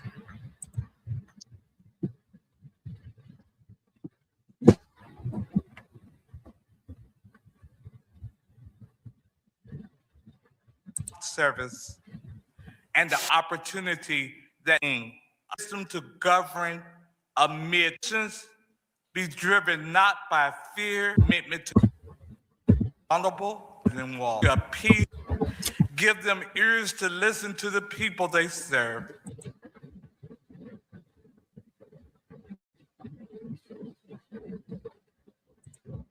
The next order of business is the approval of the journal of the meeting of Thursday, February the 5th, 2026.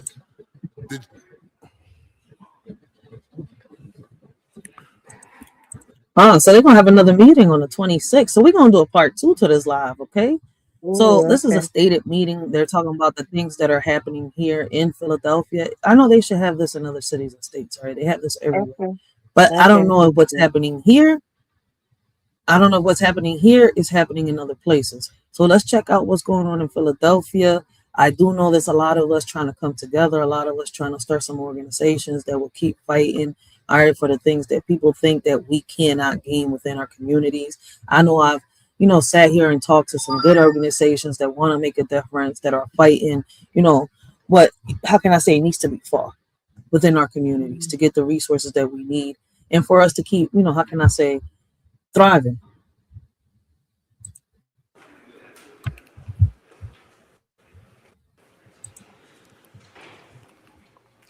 The chair recognizes Councilmember Cindy Bass. Thank you, Mr. President. I move that the journal of the meeting of Thursday, February 5th, 2026 be approved. It has been moved and properly seconded that the journal of the meeting of Thursday, February the 5th, 2026 stand approved. All those in favor will indicate by saying aye. Those opposed, the ayes have it, and the journal is approved. The next order of business is request for leave of absence, and the chair recognizes Councilmember and Majority Leader Catherine Gilmore Richardson. Good morning, Council President. Good morning, colleagues. On behalf of the majority, there are no requests for leave of absence today. The chair thanks the Majority Leader. We're gonna go a little forward. We're gonna go a little forward because we want to hear what they got to say, what they're speaking on. All right.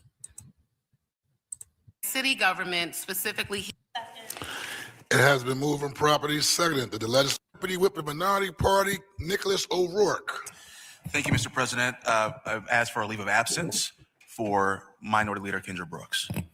The chair thanks the council member, and leave will be granted. Yeah, do this one. The chair now recognizes Majority Leader Catherine Gilmore Richardson for a motion concerning certain legislative matters that may arise during the course of today's session of council and that were not listed on the calendar circulated prior to today's council session. Thank you, Mr. President. I move that any of the following matters, if considered today, may be added to the agenda for this session of council and as required by law, subsequently published on an amended agenda after the consideration of those matters. Resolutions authorizing hearings, amendments to bills on first reading, the reconsideration of a bill vetoed by or recalled from the mayor, amendments to bills recalled from the mayor, resolutions taking substantive action to be voted on in this session, a motion to withdraw a bill or resolution that is not on the calendar, and a motion placing a bill or resolution on or returning a bill or resolution from the suspension calendar that is not listed on today's calendar. The purpose of this motion is to provide the public with notice concerning possible actions by council that arose too late to be included on the calendar that was published prior to today's session. It has been moved and properly seconded that the legislative. It is crazy. Hold on, we want to get to where people are talking, all right? Because I don't want to bore y'all. See, I could sit and watch this by myself, but okay. That's interesting. Oh, I know they're gonna be bored. Wait, but I wanted to tell you this, but you actually have, I've heard this story as well, though, where I'm at, though, basically, though, that the UK is becoming less London-centric, though, you know, they're slowly, like, basically evening out, though, like, places like Manchester are, like, outperforming London, though, like, it's more cheaper to live in Manchester than it's easier to live in London, though, you know, like, London's become so expensive, though, it's been on a decline for so long, though, and, you know, so much debt and everything like that, you know. I mean, it's Companies the are same over starting here. to go to like Manchester basically and other places though. So it's less London centric now.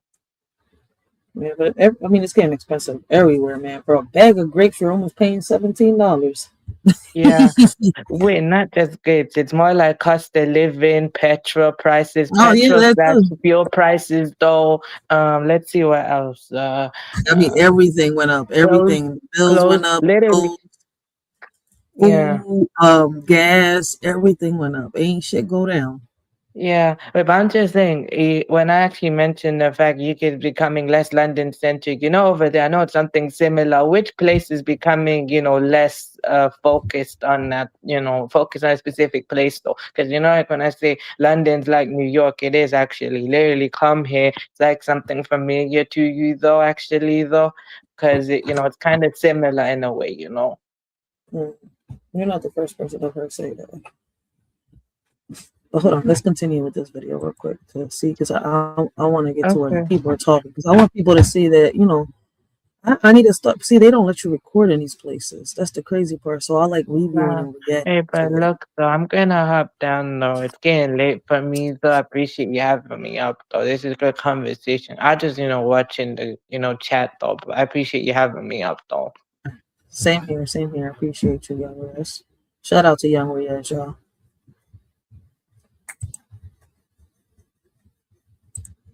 And resolutions. The chair recognizes Councilman Dr. Anthony Phillips. Thank you, Council President. I just wanted to quickly also just note that Samir Taylor is a student at Abraham Lincoln High School. He's a senior. He's joining us for our office for the next 6 weeks as well. So just want to say that really quickly. I have no bills. I missed my part. I have no bills and resolutions, Council President. Thank you, Dr. Phillips. And the time to acknowledge individuals is during the welcoming part, sir. I knew that was coming. The chair recognizes Councilmember Catherine Gilmore Richardson. Thank you, Council President. Today I offer one non-privileged resolution on your behalf. Thank you very much. Would the chief clerk please read the title of the non-privileged resolution? A non-privileged resolution confirming the appointment of Wesley R. Payne IV as a member of the Board of Ethics to serve in the term ending November 16th, 2029. This bill will be referred to the appropriate committee. The chair recognizes Councilman Jamie Gaultier. They trying to pass a lot of bills. Damn. See, the crazy part, all these bills are trying to get passed, and they don't pass none of them. Today I'm introducing one non-privileged resolution, and I'm co-introducing it with Minority Leader Kendra Brooks, Minority Whip Nicholas O'Rourke, and Councilmember Rue Landau. February 20th, 2026 as Love Your Pet Day in the city of Philadelphia. I'm dead. This resolution will be placed on today. For 3-250-917-10. Thank you. Before considering these bills and resolutions, we will consider public comment as follows. Your public comment must concern matters on the second reading and final passage calendars for possible action at today's council session. All speakers must sign up in order to testify. If you have not already signed up for today's session, please do so now by giving your name to Ms. Hassan at the table outside the rally too. Yeah. Once you have signed ideal circumstance, may vary from session. In order to begin speaking, you will see a green light on the podium. When there are 30 seconds remaining to your time, the light will turn yellow, which is your reminder to please conclude your remarks. Once 2 minutes have passed, the light will turn red, and the sergeant at arms will disconnect the microphone. Please don't get an attitude with him. He's only doing his job. See, and listen. People get mad at me when I tell them, look, listen, I ain't debating you here on social media. All right. If I'm going to debate, I'm going to town hall. All right. I'll sit here, I'll do my 10 minutes, 15 minutes, and people are like, you tripping. That's not true. Yes, it is. That's how the debates go. You got 10 to 15 minutes to say what you got to say and convince them to change these policies. Man, people want to sit here and debate me on something that I know on social media. Man, if you don't get out my face with your, be a good girl, Ray. Be a good girl. At that point, please yield the podium to the next speaker if you have not done so already. I also reserve the right pursuant to our rules of City Council to limit repetitious comments on the same subject matter. I will now ask the Chief Clerk to please read the name of our first speaker. Will Lindsay Hardees, April Velez, Jeremy Blatstein, Jody Applebaum, and Judith Robinson please make your way to the podium?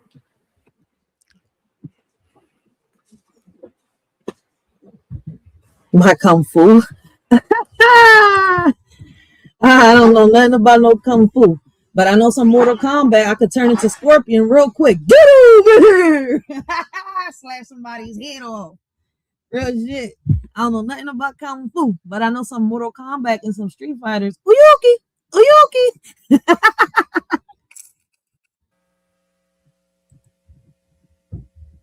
He said kung fu. He think I'm no Bruce Lee did kung fu. I don't know what the fuck Bruce Lee did.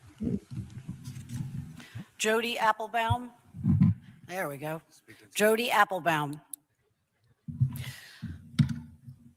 I agree that indiscriminate breeding contributes to shelter overcrowding. However, by classifying all breeding by individuals as indiscriminate and contributory, this bill affects the very people to whom buyers should turn for a puppy. I am an AKC breeder of merit. It means I have demonstrated outstanding commitment to breeding high-quality dogs from champion lines. I follow the recommendations specific to my breed for health tests of any dog used in breeding. The goal is to have puppies with good, even temperaments who are structurally sound and are free from inherited health problems. We vet our potential owners thoroughly and often say no. My puppies are registered with the AKC within weeks of their birth. We have contracts and our relationship begins with that contract. I mean, that's how it's supposed to be by law. See, this is why when people, I mean, obviously that's how it's supposed to be. It's like when people say, well, Trump is doing this. Well, it's already a law. Like, y'all act like he's bringing something new. Like, he's only implementing what already exists. I don't get tired of saying that.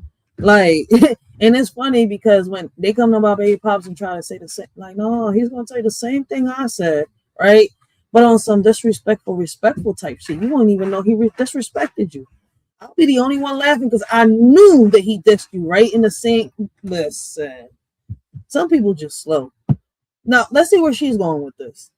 All right, because I'm for the animals, but sometimes they bring the dumbest things to, like, all right, what's the point of this? Like, I'm really trying to be nice and not disrespect, but what's the point of this? Like, everything you're saying is supposed to be a law already. Like, I could understand if they want to change something or something is wrong, right? But, dude, it exists. It exists already. Like, what the fuck? If for any reason the owner cannot care for the dog at any point in its life, we will take it back without exception. Nobody who goes through the interview process and pays what we ask for our dogs is going to abandon that dog to the streets. Activists have done their very best to remove all distinctions between responsible and irresponsible breeders. It is insulting to be lumped together with the people at whom this bill is directed. What makes us different? Dedication to a breed, to their health, to their structure, to their temperament, to our puppies, and to their owners. Breeders like me are actually allies because we do our very best to educate people away from the backyard breeder, the Lancaster puppy mill, and the slick internet website. Oh, snap. They trying to come in the dog breeders. What they do wrong? Snap. Like, they trying to shut down farms and now they trying to close down dog breeder lands and stuff like that. I know they got to have some land to breed these dogs. I was looking into that. Huh? People use their own property. They can't stop us. What the fuck? Site. If this bill passes, I will be forced to leave the city that I love so I do not endanger a breeding program that has taken years. Why they trying to take away, these? I mean, listen, I don't see nothing wrong with a dog breeder, doing what they gotta do. Like, listen, I keep trying to tell y'all, man, this shit is going. It's deeper. It's deeper than what a lot of people think. It's deeper than what we think. All right, shit. I don't even know why I separated us like that. Like we're some type of aliens or something. Like, Ray, get it together. Wake up, wake up, wake up. It's just they're like, whoa, wait a minute. First the farmers, now they fucking with the dog breeders. Ooh. So basically, she's trying to stop them, from I guess seizing her property or from they're trying to stop people, dog breeders from breeding dogs and stuff like that. But why? I mean, it's crazy because you you can't help who comes and buys a puppy off you. You see where I'm coming from, right? And it's messed up. A lot of people out here come buy these animals, whether they buy it from a breeder or they'll go to a pet shop and grab one, and then they just abandon it. It happens everywhere. Like, and I didn't even know you can go fight for that. Like, what they gonna do? Like they gonna arrest the people that sit here and abandon? Like, how do you know who abandoned? I mean, they must have. But what if you pay for a dog for cat? In cash. How you supposed to know who the fuck came? But then you got paperwork. Even if they paid, cash, the receipt is in whoever signs the paperwork, right? Because they gotta purchase a dog certificate, license, all that. But damn, they messing with everybody. All right, all right, all right. I stand wrong on what I said. All right, they messing with her property. They trying to take everything away from her. Shit. All right, fight for your rights. Thank you. And damn, ain't Once nobody again, clap. will Lindsay Hardy's Damn, why only one person clapped? That's messed up. April Velez and Judith Robinson please make your way toward the podium? Let's see what she got to say. Hello, my name is Jeremy Bladstein. Thank you, Councilwoman Bass, for your bill. My friend Jess would be very supportive of this. She adopts from the SPCA time after time, and this bill is really important to her. The other two bills we're speaking of course, is everyone's favorite Councilman Young. Yes, thank you for withdrawing your Hahnemann overlay bill. I know your goal was to get more housing built in your district, so goal accomplished. Thank you very much. The other two bills that you have, you're holding one of them. It's regarding the demolition ban that you say is going to stop blight and gentrification. It's just not true and is a problem. It's just going to add cost to small developers, right? We're really trying to help small developers be successful, and more blue tape is not what we need. Mayor Parker said it herself yesterday. In order to tackle this problem, we need to do supply and production. Facts. That should be the goal of every bill, and this bill is going to prevent that. And that's true. I mean, unless they have production and they, have supply, how are they going to make the money to, do anything? If y'all take that from them,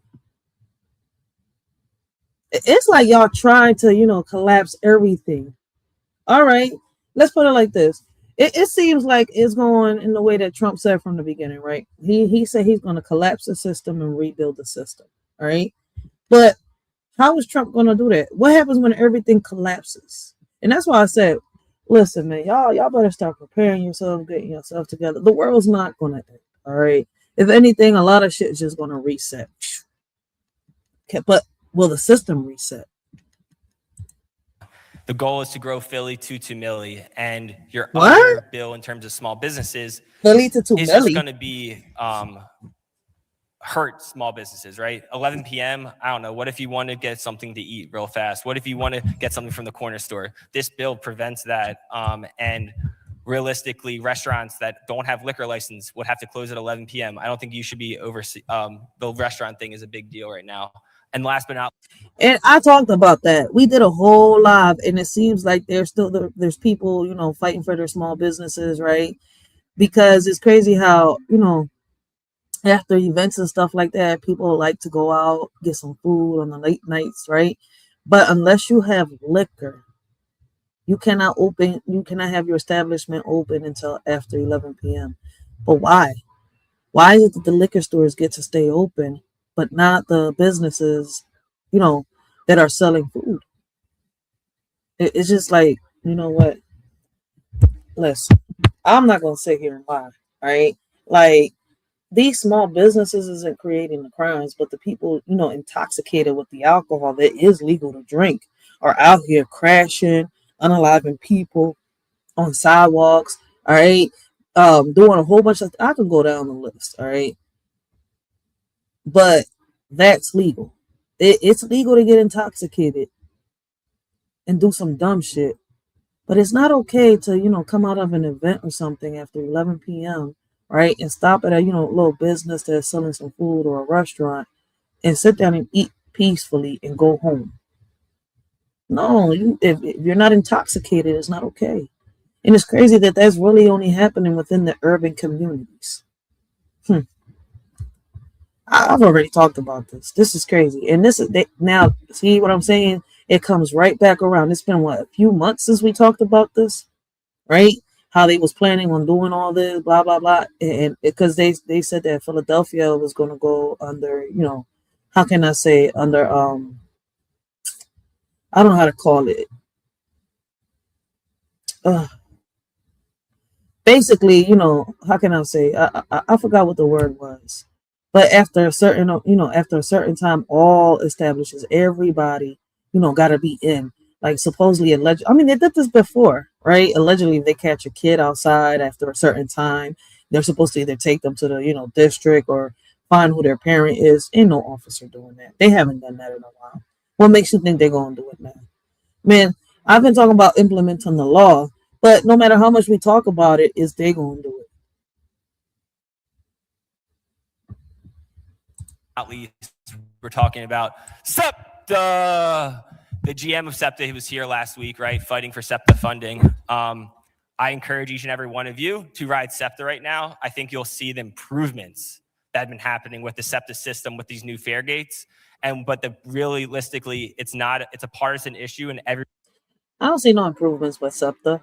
All right. I really don't see the improvements with SEPTA. They're overcrowded. They always late. Shout out to the bus drivers that are, nice and shit. You got some nice bus drivers. But half of them, man, they rude and ignorant, yo. I ain't gonna sit here and lie. everybody should be advocating for more SEPTA across the aisle because we need this for Philadelphia in 2026. Thank you. They just dropped the mic. I'm dead. Amanda Eldridge, Samantha Craven, Charles Hull, Adam Oldman, and David Jenkins, please make your way to the podium. Hola.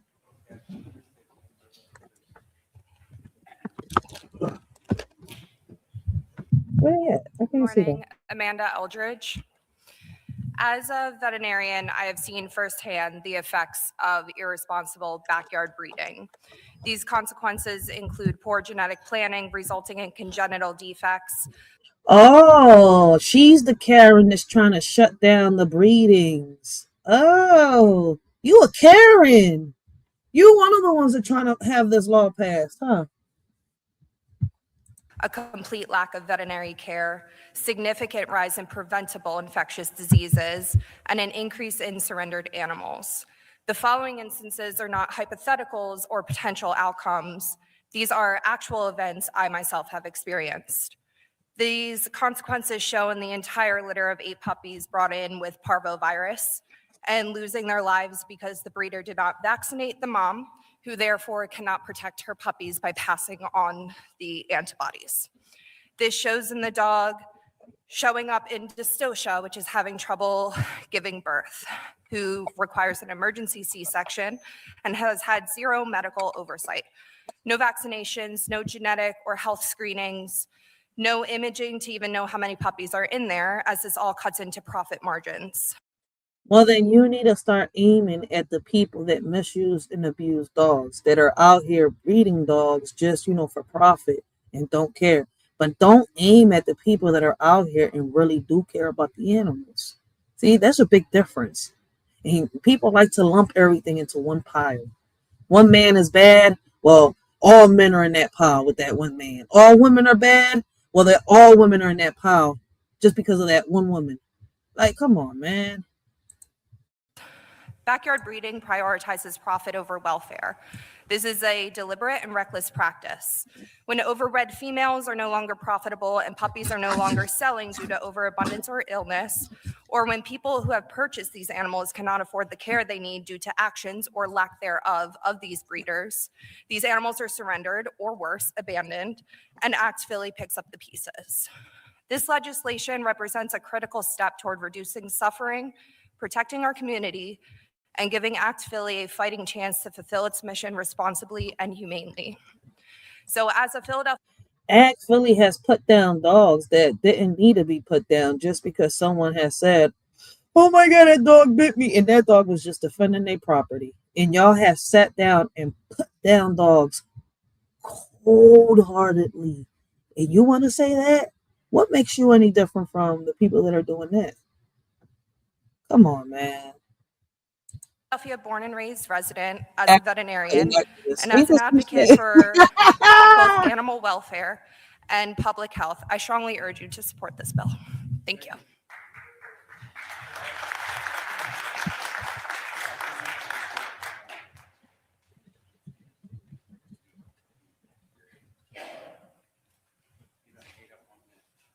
Who's next? Damn, what's going on? My name is Charlie Hall. I'm speaking on behalf of the American Kennel Club and the responsible dog owners and breeders in Philadelphia. All right. We share the same concerns as the Kennel Club. All right. No more talking about dogs. Let's get to something else. Y'all, the whole thing is going to be about dogs? Having a state version of the earned income tax. We urge council to table, not on paper. Thank you for the opportunity to submit my testimony. Damn, one person clap? That's messed up. Adam Goldman. Good morning, members of council. My name is Adam Goldman. I'm director of the Philadelphia Unemployment Project. I'm here today to testify in support of Councilmember Landau's resolution commending the PA General Assembly for including the working Pennsylvanians tax credit in this year's state budget. With more and more Pennsylvanians struggling to make ends meet, having a state version of the earned income tax credit will help hundreds of thousands of residents across the Commonwealth put food on the table. I'd also like to mention that Philadelphia already has a local version of this program, but it's barely used, with less than 5% of eligible residents getting it last year. There's a lot of programs that a lot of organizations put out there and it's barely used, but people don't want to hear that. I mean, I talk about it, constantly within this channel, all right? There's a lot of organizations that are really fighting out here constantly trying to bring back the things that we need or trying to, bring something new to the table, bring solutions to the table, but they get, they have to, how can I say, they get pushed to the side. This is because the process is unnecessarily complicated, requiring residents to first apply and be approved for a separate, more restrictive state tax forgiveness program. It also doesn't allow for a refund of the entire wage tax. With hardworking Pennsylvanians and Philadelphians struggling to get by, every dollar we can put back in their pockets helps. To fix this, we should tie the city wage tax refund to the new Working Pennsylvanians tax credit and work with the state to automate and streamline the process. Until every Philadelphian receives these dollars back who's eligible, we're doing them a huge disservice. Well, first we have to figure out what's going on with these taxes and stuff, because like I was saying earlier, right, we pay taxes for everything, but yet ain't nothing getting fixed, ain't no solutions on the table, ain't nothing getting resolved. Why are the schools, now 20 schools being taken down? All right, we pay taxes for soda, for food, for clothes, listen, for everything, but yet, like I said, we all know where it's going, right? This is one thing that my baby pops taught me when I first got with him. And it's crazy, in the beginning, I thought he was tripping until I started doing my research, until my son almost ended up in the system, right? All the tax money goes towards these prisons, all right, in war. But when you say stuff like that, people, oh, you tripping, you don't know what you're talking about, you crazy. Nah, man, all you got to do is just go search it up yourself. All right, everything's out there. Y'all love the internet so much. I'm not talking about social media, because y'all love to confuse social media with the internet. And guess what? The internet came out before social media. Social media needs the internet in order for it to exist. Yeah, but social media is a part of the internet, but it's not the internet. So use the internet and, do some research other than just getting on, these social media platforms to gossip, drama, bully, and bash people. And shout out to the ones on here that, that, how can I say, don't come on here for that bullshit. They come to have fun, to learn. All right, and to have conversations that build nations. This really is a no-brainer. The program is there. Let's just make it work for everyone. Thank you. Once again, will Samantha Craven please make your way toward the podium? I mean, if Samantha's taking her sweet time, move on to the next one. She don't want to come up. Everybody laughing. Madam Chair, members and guests, I rise That's not to address Samantha. 241070 and 241056. It feels Is this Samantha? I could have sworn he said Samantha. Hold up. Madam Chair, members and guests, I rise to address. Yo, look at these two over here are whispering. They probably saying the same thing I am. Like, where the fuck is yo? I'm sorry. You know what, man? This is me. All right, like, where in the world is Samantha? You know what, Ray? You might get a strike. Be nice. Be nice. You know what? Let's let the gentleman Samantha speak. Address 241070 and 241056. It feels silly that I should stand before you this morning as people beyond the hall who have elected the members sat before them in front of the rail to put their best interests of the people before themselves will be looking at such a resolution. When people are losing their jobs at an alarming rate, when we are creating resolutions that amount to job security for politicians with an election year ahead of us, what are we doing? The proposal to remove resign to run rule asks us to weaken one of Philadelphia's clearest ethical guardrails. This rule exists for a reason. It prevents misuse of offices, reduces incumbency advantage, it eliminates divided loyalty between campaigning and governing. It ensures officials cannot use the city staff for public visibility as companion tools. It keeps taxpayer-funded and time focused on taxpayer-funded work. Most importantly, it protects the public trust. We know the argument, other governments allow it. Have you watched the news lately? I don't know if you've seen other governments and how they operate. I don't know if you're paying attention, but this dog won't hunt as an argument. What? I don't know if the chamber recalls this, but voters in Philadelphia have already spoken. In 2007, in 2014, they rejected eliminating this rule by clear margins. In 2020, the resolution was pulled before it reached the ballot box. That is not ambiguity, friends. That is public will. Good governance is not about legality, it is about perception. The public must trust that the office you occupy is not a campaign infrastructure. Members, now that I have properly put your panties into a bunch, let me offer you a compromise.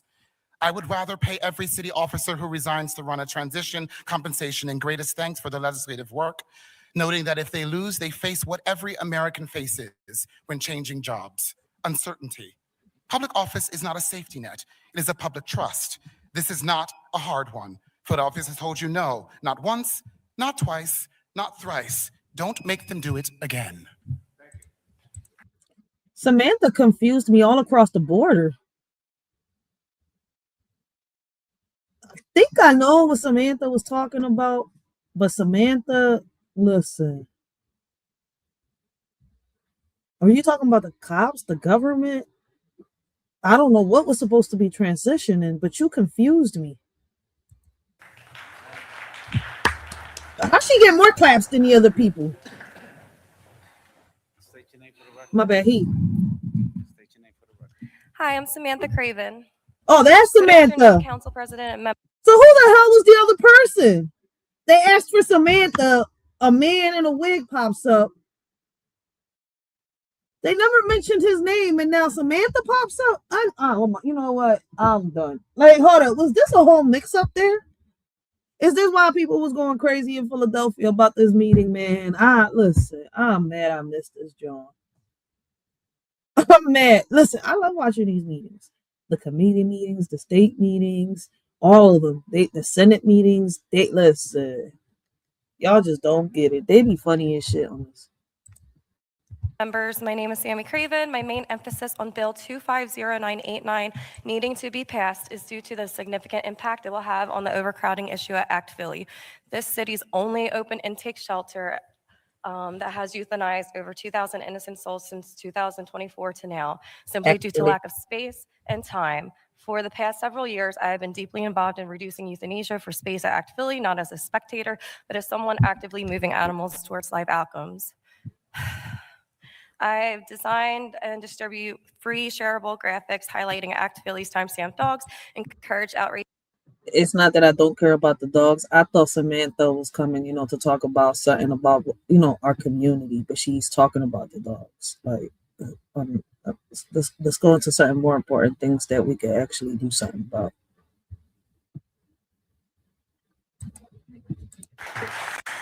Will Jonathan Stein, John McAuley, Lynn Landis, Elaine Petrosian, and Marie Marianakis please make your way to the podium? Yeah. Good morning, everyone. I'm Jonathan Stein. I'm the former Executive Director and General Counsel at Community Legal Services and a former member of the City Tax Reform Commission in 2000. He's a member. Was you a lawyer? He's from the Community Legal Aid Services. I don't know. He could have been an assistant, but he looked like a lawyer, right? He didn't specify what he was. He just said a member. 2002, appointed by the City Council President at that time. I'm here to support the resolution of Councilwoman Rulandau's, her resolution on the adoption for the first time in history of the state earned income tax credit, which joins the 50-year-old federal EITC. And I'm here to really pinpoint the fact that this City Council has an extraordinary opportunity to revisit the current city ordinance providing for a wage tax credit or refund. The last time council addressed that ordinance in 2020 with Councilman Alan Dome and others, a number of people in this hall today, the reforms were adopted unanimously. And every time this bill has come up in the past, it got unanimous support by City Council. And what you have before you is a bill introduced by Councilwoman Kendra Brooks and other co-sponsors in the hall today that would revisit this ordinance, which is simply not working. Fewer than 5% of low-income working people, full-time working people, get this wage tax credit. That is 95% of eligible people in the city don't get it because it's tied to the state special tax forgiveness provision, which has a very low arbitrary eligibility level. And the full wage tax refund is not there because the PICA portion is not allowed. So this bill would address these impediments to this wage tax credit ordinance that we already have. And I think that would help them help a lot of people because I know the legal aid committee does help a lot of people. But we can't forget, right? Trump did say it, and I was talking about this in the beginning of the year. He did say he was going to stop, giving funds to a lot of programs, right, and a lot of things. It don't matter what city and state we in. He was going to stop funding certain things, right? And I said it. I said, what's going to happen, right? Especially Philadelphia, we are a blue state, right? Like, what's going to happen when all these programs don't get the funds they need? Right, and I hope they talk about the school situation on here. They're supposed to. That's the whole reason we were reviewing and reacting to this, because I think Ketsi Lasada is supposed to come out on this, John. Right? They're supposed to be talking about what's going to happen in the schools. I mean, with the schools, they're talking about closing down 20 schools. All right. So if you're in Philadelphia, right? And it's crazy how they're taking it. The schools they're closing down are within the Black and brown communities, right? And when that happens, it's going to be nothing more than just overcrowded classrooms. It's going to be like the schools in when I went to Youngstown, Ohio. All right, all the grades are together, high school, middle school, elementary, and I don't think that works like that. Listen, when I seen the schools over there like that, I'm like, where is the order? Like overcrowded classrooms, like not even 30 to 35. It's more students in one classroom. It's like I think it's a total of almost 50 students, man. Maybe I might be a little exaggerating, but like once y'all close down these schools, right? Where are y'all going to put over 3,000 students at? Classrooms, the schools already here in North Philadelphia are overcrowded. South Philadelphia, a lot of the schools are overcrowded. So where do y'all plan on putting these kids? The principle you should keep in mind is that our tax system should not be driving low-income people into deeper poverty. And that's what the regressive wage tax does today. And I encourage you to revisit this bill, have hearings on it, and adopt its Your time is up. Thank you very much. He was speaking facts, though. You have 2 minutes. Take your name for the record, please. Why are they giving them 2 minutes? Good morning, everybody. My name is John McAuley. Once again, I'm with a grassroots organization called Flip Philly Red. I know who We're that here is. to bring you something different because you've been voting Democrat for the mayor's office for the past 70 years. If I'm supposed to be excited about a state tax credit for $240, then that's what the average would be. The max would be $805, but the average per person would be $240. I'm supposed to be excited about that. We're supposed to give the General Assembly a pat on the back for this state credit. Preach. Stacey Garrity is running for governor. This should be a wash. This should be easy. While you guys continue to get rich, continue to get money, to continue to advance, yes, I'm looking at you. While you continue to advance in your careers, and we should supposed to be happy about a whopping $240. If you want to help us out, then champion eliminating property taxes. That's something that Republicans, Democrats, and independents can all get on board with. While this erratic, crazy governor continues to increase spending by $3.5 billion,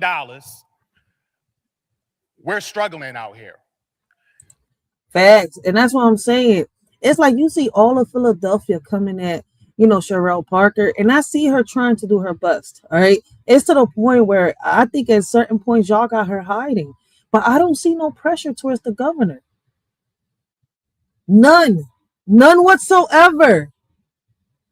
So I'm supposed to be excited about $240. That's what the average should be.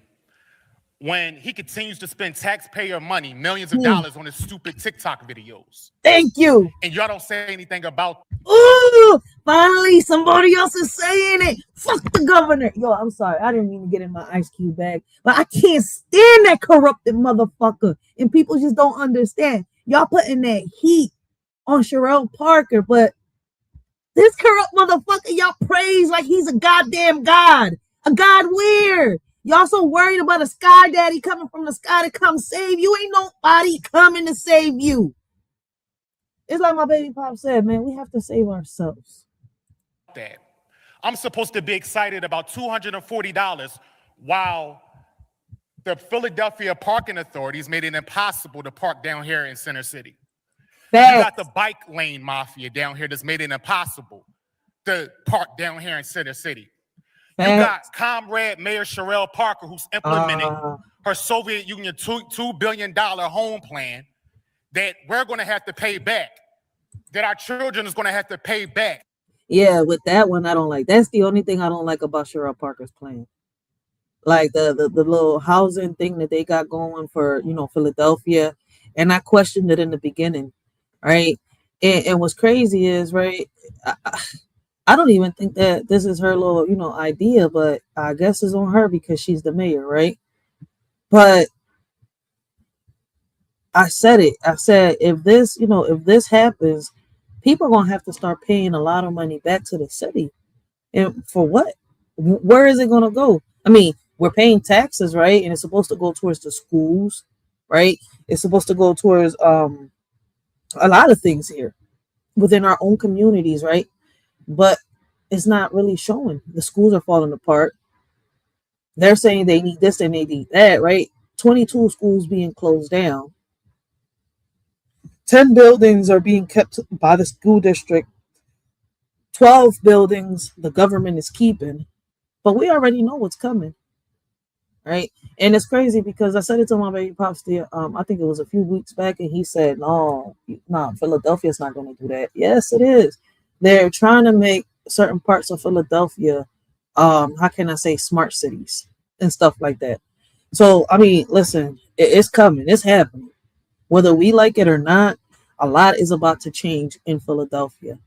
And it's crazy how, I mean, this is why I say, I'm like, was it the Trump administration or, was it other people? But how we going to know who's really doing what? See, red or blue, we fighting for crumbs, right? And then we can't even really see who are the motherfuckers, that are really pulling the strings. We're fighting, how can I say, invisible forces, right? People are out here fighting invisible strings trying to prove their worth. But for what? over time. You look at me like I'm crazy, but $800 million in bonds borrowed that the taxpayers will have to pay back. So why I'm supposed to be excited about $240 when you got stupid 25-mile-per-hour speed limits on Broad Street? I'm supposed to be excited about that? We're not giving pats on the back for that. Thank you for your attention to this matter. And he was mad. He was mad. Like, he was about to get a little ratchet in there, John. Good morning. I'm Lynn Landis of SafeStreetsPhilly.org and Philly's Republican Network. I support the resolution to lock up commercial dumpsters. Our local civic association was told by the police that this regulation would hopefully deter the homeless population from using dumpsters to live on the streets. However, most of our local homeless people are seriously mentally disabled and/or drug addicted and must be ordered by a court into secure facilities in order to receive the care that they require for the safety of both themselves and the public. To that, well, that's because they're so worried about trying to put safe houses in here, right? Which I think won't help nobody. Right? They said Kensington was supposed to be looking better. They were cleaning Kensington. It's more like zombie land now. For real, for real. These safe houses, what y'all gonna do? Like, listen, it ain't gonna help anything because y'all sitting here providing them with the drugs. Y'all tested it, didn't work out, but now y'all think somehow, some way, by putting funds, pouring funds into that safe house here in Philly, knowing it failed in the UK. It failed in other places. I think they tried it here, if I'm not mistaken, in areas like Chicago and stuff like that. It failed. And y'all still want us to try it in Philadelphia with people still opposing to that. That's why I say we know where these funds are going. We're not slow. And I think I got to do a live, right? We got to get to this gorilla, topic that everybody want me to review and react to. All right, I've been pushing it to get to, because I want to talk about the more important things. All right, listen, living in a house with 10 siblings. All right, air mattresses, cockroaches, and mice and rats. All right, is something that a lot of us grew up in. All right, some of us still have loved ones that still live in the same type of environment. All right, so we can get to that, at any given time. But this right here, this is something that we could focus on. We could talk about and try to make a change. Like I said, listen, debating people on YouTube isn't going to help anybody. That's why I don't do it. But sitting here debating these politicians, going head to head with them, now that is a debate worth doing. that end, President Trump has signed an executive order to restore mental facilities across America. After decades of failed policies by both Democrats and Republicans that have left the mentally disabled and drug addicted living on our streets. We request that the City Council support President Trump in this endeavor. On a different subject, I and many other Philadelphians support common sense efforts by City Council to direct our waste towards recycling and storage, not incinerators and landfills, both of which are toxic to public health and a waste of valuable resources. In fact, the Solid Waste Disposal Act of 1976 requires that states develop and implement plans to maximize recycling and minimize waste. But that act has been largely ignored by both Democrats and Republicans. In the 1990s, I was very involved in the zero waste movement and helped to develop state legislation to create disposal bans on waste streams. But that bill failed due to the opposition of both Democrats and Republicans. Several decades later, hopefully these laws and efforts will stand a better chance of success with both parties. Please go to my website, zerowasteamerica.org, to learn more. Thank you.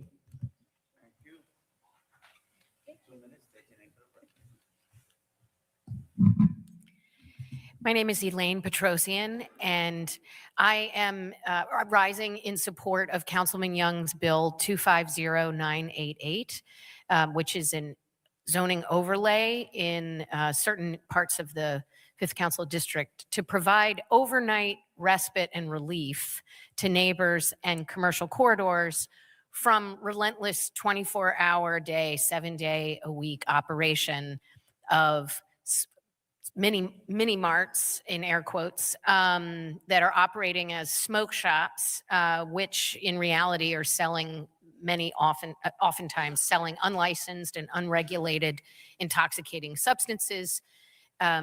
So I rise in support of that bill. I want to say also that as a neighborhood volunteer, neighborhood committee person, and stalwart member of our civic association in the Spring Garden section, in the adjacent to the North Broad Street corridor, this is a issue that is affecting many, many parts of the city.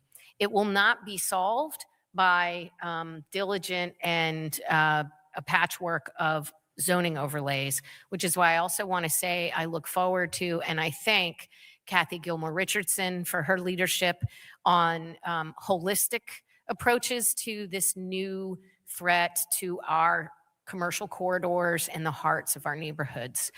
I also look forward to this body. Man, listen, the PPP people, man, the parking, what is it? The parking? No, PPA? Philadelphia Parking All Authority. right, the Philadelphia Parking Authority. I don't know why I said PPP. What the fuck? You're thinking about the loans back in the day. I hear a lot of people say PPP. I'm stuck with it. I'm thinking it's that. It's PPA. PPA.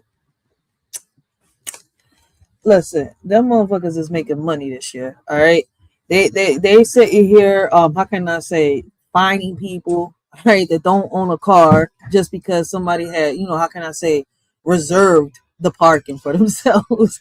Like, listen, man, there's been Philadelphia parking wars since the beginning of the year. I mean, it's been like this forever, but 2026 hit, boy, I'm telling you, like, listen, it's been an issue with parking everywhere. And not just that, when you go like to downtown and City Hall and stuff like that, right? When you know how they got them little buildings you park your cars in and stuff like that, like she was talking, right?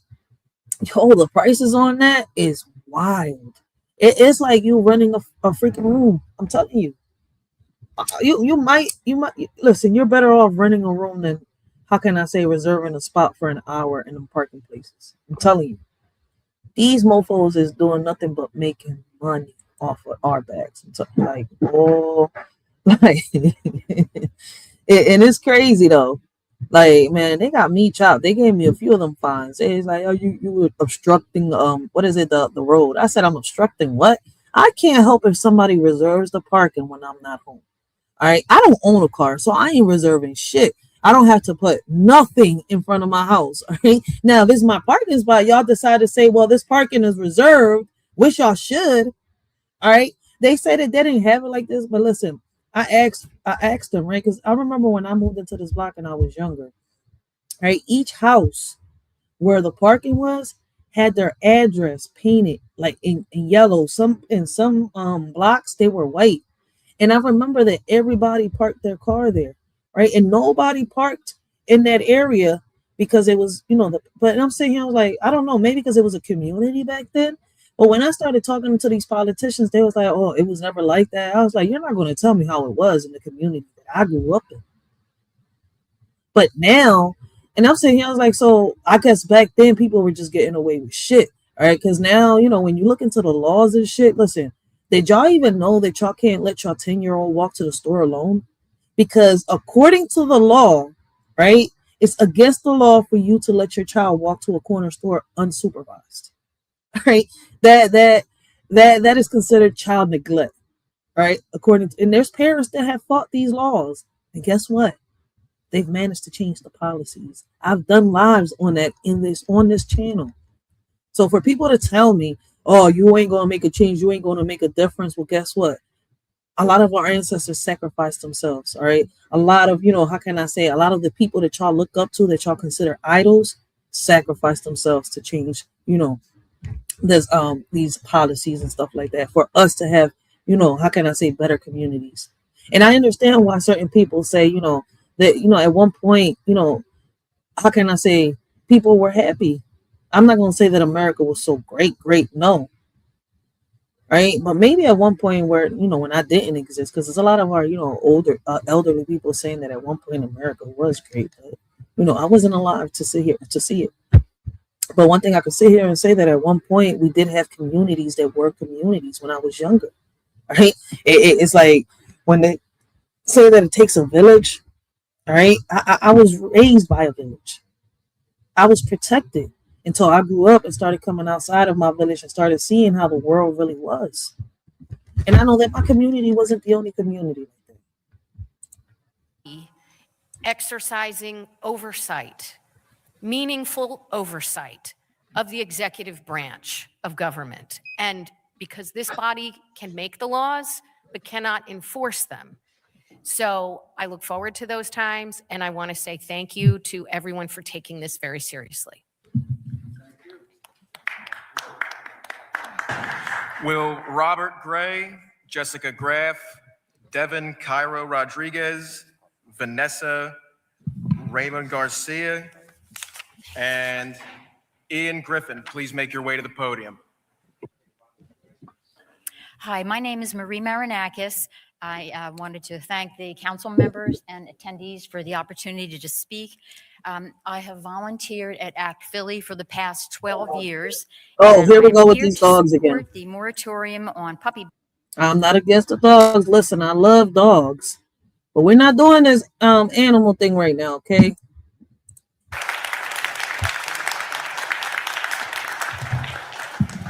Good afternoon, Philadelphia.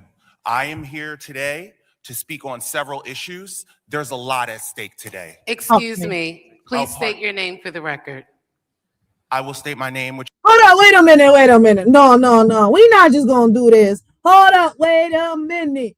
Y'all gonna get smart with him. Why y'all got smart with him? I ain't like that. Hold up. Because when the bull with the wig came through, all right, and y'all was calling Samantha, but the bull with the wig came in, all right, with the female suit, all right, and y'all let us think that it was Samantha. Y'all didn't stop him and say, "Can you state your name?" The bull didn't even give his name. But him over here, all right, he just went right in to try to tell you what the issues is.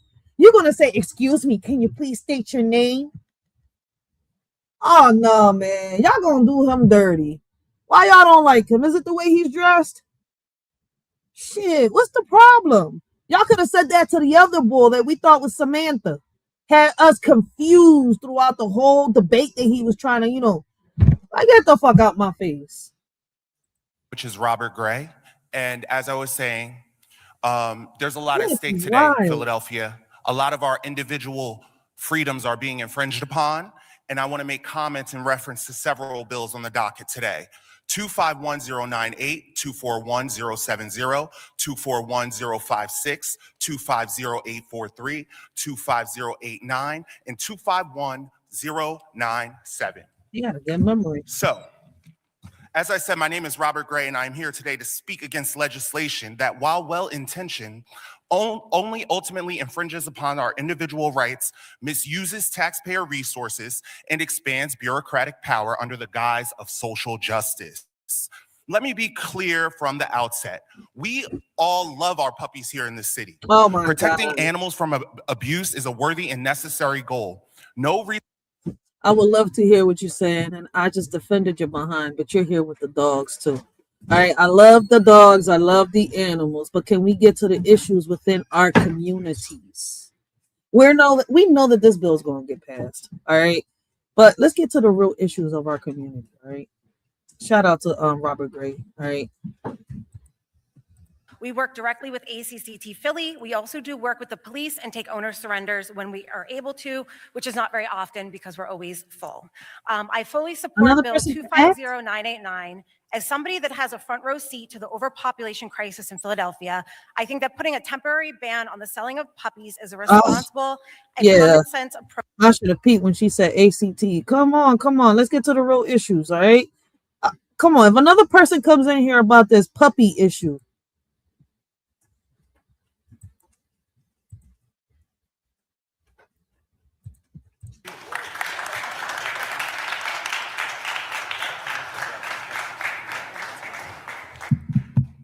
Good morning. My Oh name my is God. Devin Rodriguez Cairo. I work at Hand to Paw, a youth development and animal welfare organization, and previously worked at ACCT Philly. I have seen All right, Philadelphia. I see we're taking the animals serious, but right now we want to get to the issues, the schools, what's happening within our communities, right? But y'all want to, oh my God, how many people are here for the puppies? Ryan Harris, Obona Higgins, James Buck III, and Reverend Dr. Sugarman Kershaw.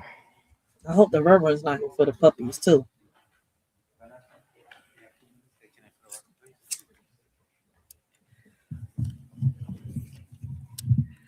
Vanessa Raymond Garcia. Good morning, Council President Johnson and all council members, and thank you for the opportunity to speak today. Sure. Hey, she went on mute? My name is Vanessa Raymond Garcia, and I am here to voice support for Bill 250980. I come representing Regional Housing Legal Services as their senior policy analyst. RHLS is a nonprofit legal aid firm working alongside communities in the fight to create and protect safe, affordable homes. We provide legal representation. All right, so now she's hitting on an important topic. I'm not saying that the animals are not important. All right, I love animals. Listen, I'll go out and fight for them. But right now, we need to take care of us in order to take care of these animals. Okay? A lot of people are out here, right? And it's crazy that I've seen so many people, right? Sad, right? Like heartbroken. I'm gonna say they're heart torn to pieces because your heart is a muscle. It can't be broken. But it could be torn. But their heart torn into pieces because they had to give up their animal. So it's kind of like, I get it. I had to bury my best friend. Right? She's in the pet cemetery in my backyard, right along with, the two other dogs that passed away within my lifetime. But, it's, boy, I feel as though that these issues, what's going on within our communities, right? The grassroots programs that are helping our youth get out these streets, the schools, all this, those are important issues within our communities. Representation for groups serving those with low incomes and advocate for policy changes. Some of our current and past Philadelphia clients include New Kensington Affordable Legal Services for. My name is Vanessa Raymond Garcia, and I am here to voice support for Bill 250980. I come representing Regional Housing Legal Services as their senior policy analyst. RHLS is a nonprofit legal aid firm working alongside communities in the fight to create and protect safe, affordable homes. We provide legal representation for groups serving those with low incomes and advocate for policy changes. Some of our current and past Philadelphia clients include New Kensington Community Development Corporation, Habitat for Humanity, and the Philadelphia Community Land Trust. We published a report late last year examining institutional investment in single-family homes, multifamily properties, and manufactured home communities across Pennsylvania. That research documented what many Philadelphians already feel every day. Large-scale absentee and LLC shielded property owners are reshaping our housing market in ways that harm renters, aspiring homeowners, and entire neighborhoods. No property owner, especially those operating from out of state or behind a web of LLCs, should be able to avoid accountability for tenants or to the city. When landlords hide behind anonymous or unverifiable contact information, the people who suffer are the tenants who cannot get repairs, the neighbors who cannot report ongoing safety issues, and the city departments that cannot enforce basic codes. Requiring a verifiable physical. Let me pause it right there and then rewind it back so we can get right onto that. And I'm glad she said that because it's true. And it's crazy that we got a lot of landlords out here, right, doing their tenants real dirty. I went live one day, right? And those that have, those that have been following me know what live this was, right? And I don't know if y'all remember about the landlord in my block. There was a landlord in this block, right? And he had kicked out his tenant, but she had her receipts and stuff like that. And I think right now they got a current, they're going to court still, all right? But he wasn't supposed to kick her out because he wanted to, sit here and divide the house. That wasn't, how can I say her fault? He should have told her, look, listen, I'm going to rent, I'm going to rent to you for a certain amount of time because my plans are to divide this, run it like this, instead of saying, yo, I'm going to rent you the whole house, right? For this much, boom, boom, boom, boom. And then out of nowhere come and change. I was like, yo, is you like, do you have the lease? Do you have everything? Yeah, go sue his ass. Like I put his ass on blast. Like, how you gonna kick her out and then try to play her like that? But a lot of landlords, we call them, how can I say, scumlords, because all they care about is the money. They don't fix nothing up, and it's crazy, right? Because she did hold the rent, but the reason was because she was without water for the longest. Her pipes was fucked up, and he was supposed to come fix it. And she said it, I'm not going to pay you this rent until you do this. But good thing she had her paperwork, because if not, boy, right now she wouldn't be getting her money back. And it's unfortunate that a lot of people get played by scumlords. Are the tenants who cannot get repairs, the neighbors who cannot report ongoing safety issues, and the city departments that cannot enforce basic codes. Requiring a verifiable physical address and a designated local agent is a basic expectation of responsible property ownership.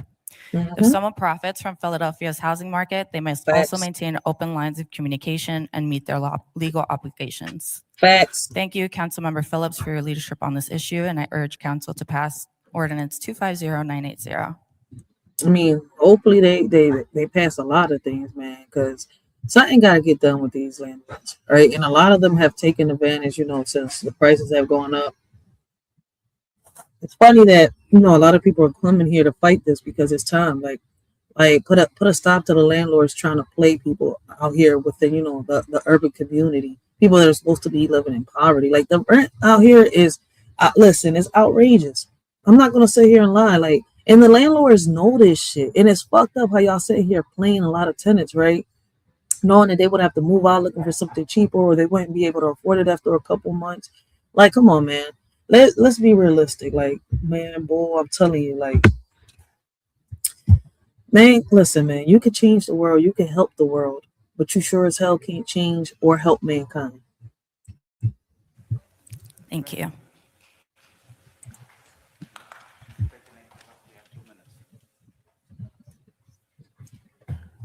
Yeah, my name is Ian Griffiths, 40-year resident of Philadelphia and a 10-year volunteer at ACT. ACT came in existence in 2012, and I listen. I want to get to real resolutions within our communities. All right, I want to see what's going on. They told me that this whole meeting, all right, turned almost into a WWE when it came about the schools, and I think, if I'm not mistaken, how can I say, Black History Month? Like, come on, let's get to the resolutions. What every we could do. single dog that has left ACT Council. Today, I, Darian Johnson DeVoe, stand before you. daily for space a month. I can start. Okay. Greetings, Philadelphia City Council. Today, I, Darian Johnson DeVoe, stand before you 8 months pregnant with immense hope and gratitude. For today, we are here in celebration of something truly special to come. 215 Day of Giving. See, I go hard because my life is dependent on it. Because soon come, I too will have to raise a son in this city. The same city that once raised me, from neighborhood drill teams to community block parties. And like many of those you see behind me, I have always been surrounded by people who have made something out of nothing. And it was because of the work of my neighbors, the surrounding organizations of my community, that I am who I am today. And it's also a testament to exactly why initiatives like 215 Day of Giving must exist, because we exist and our work matters. True to the radical organizing tradition of Black communities, especially here in Philadelphia, where government and businesses fall short, the people step up to meet the need. And with over 3,000 documented nonprofits in our city, but only 81% of funding going to the top 5% of organizations, it says there's work to be done. When 2/3 of the organizations in our city operate on less than 90 days of cash reserves and don't know how they will sustain their programming, it says there's work to be done. When the city of Philadelphia currently stands as the second biggest poorest city in our nation, and 1/3 of families live below the poverty line, it says there's work to be done. So we say thank you to City Council, thank you to Councilmember Thomas for recognizing this day, and to the endless organizations doing the work in our city, including We Golf Now, Hunting Park Coalition, Power Circle Mentors, Hey Mommy Incorporation, Learning Institute of Philadelphia, Positive Youth Outlet, Bosses Give Back, People Philly of Hope, the Epilogues Project, and These Kids Construction. We see you and we invite you to join the celebration. Text 215-DAY to 444-321 or visit 215dayofgiving.com to give and get behind the work of the organizations doing the work in our city every single day. Thank you.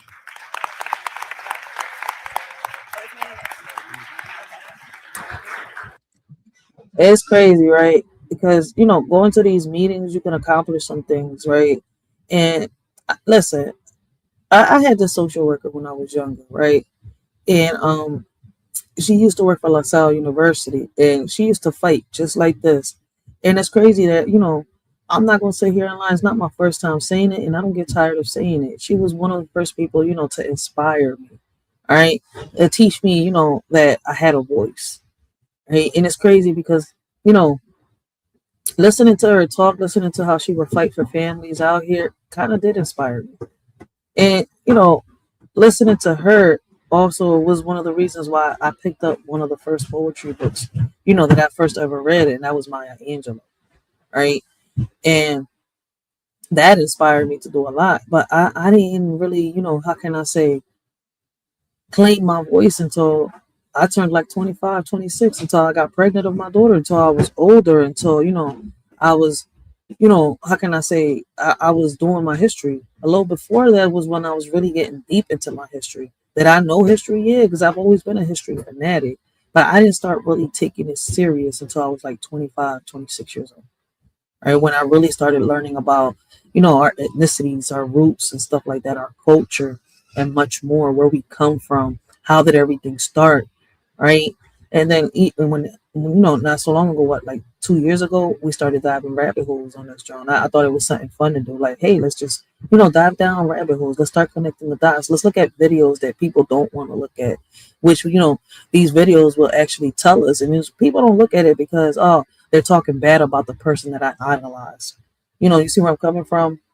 Or, you know, stuff like that. But at the end of the day, look, listen, man, we can't keep thinking that the people that they put in front of us, you know, are, you know, the perfect heroes. Because, like, for example, LeConte, right? I forgot her first name, but the first lady to actually, you know, fight for the justice on, you know, on SEPTA. Let me see. I think I have that John here, if I'm not mistaken. Let me go back over here to YouTube. Right? It was the first Rosa Parks, and people be like, "Oh, you tripping? You trying to take the credit away from Rosa Parks?" I was like, "No, how? How? If LeConte was before Rosa Parks, so I'm not trying to take no history away, right?"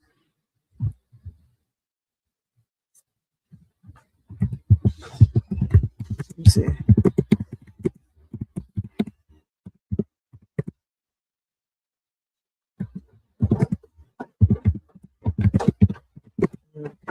Trying to get the video because I have a video on here.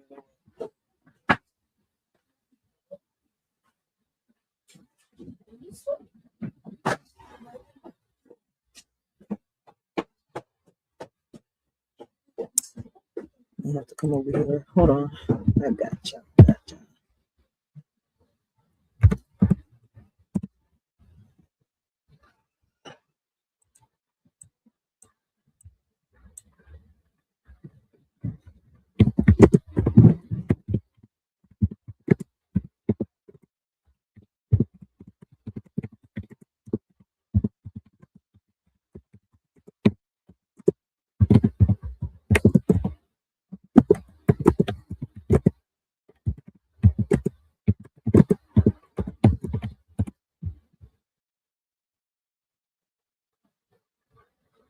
There we go.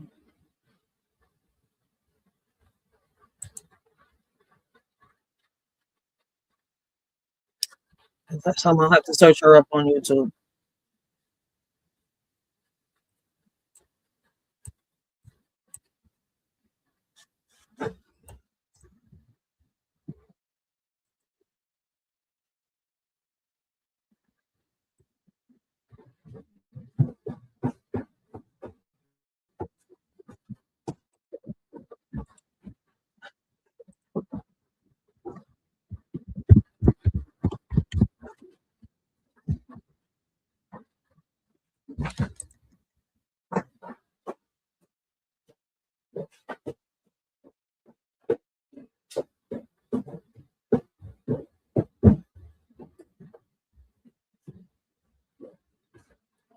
Come on.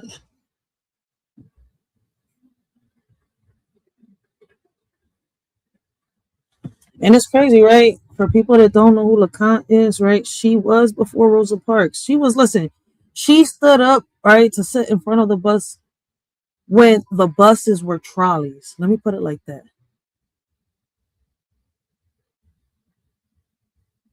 Let me see.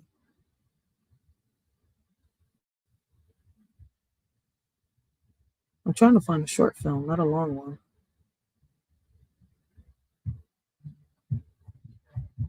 I guess it's going to be the shortest one right here. Let me see.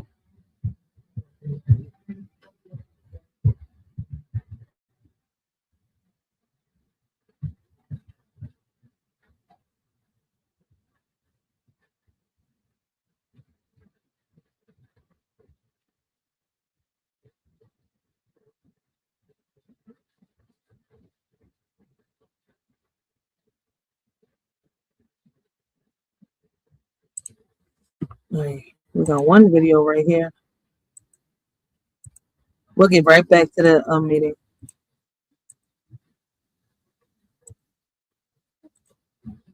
Story tonight. I know that. I do know we went down the rabbit hole. All right.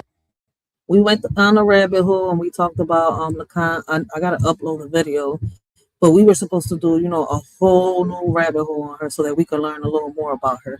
Caroline Rebecca LeCount played a very big part to desegregate Philadelphia's transportation network. Today, SEPTA held a special Black History Month celebration to honor her life. Natasha Brown has this story tonight.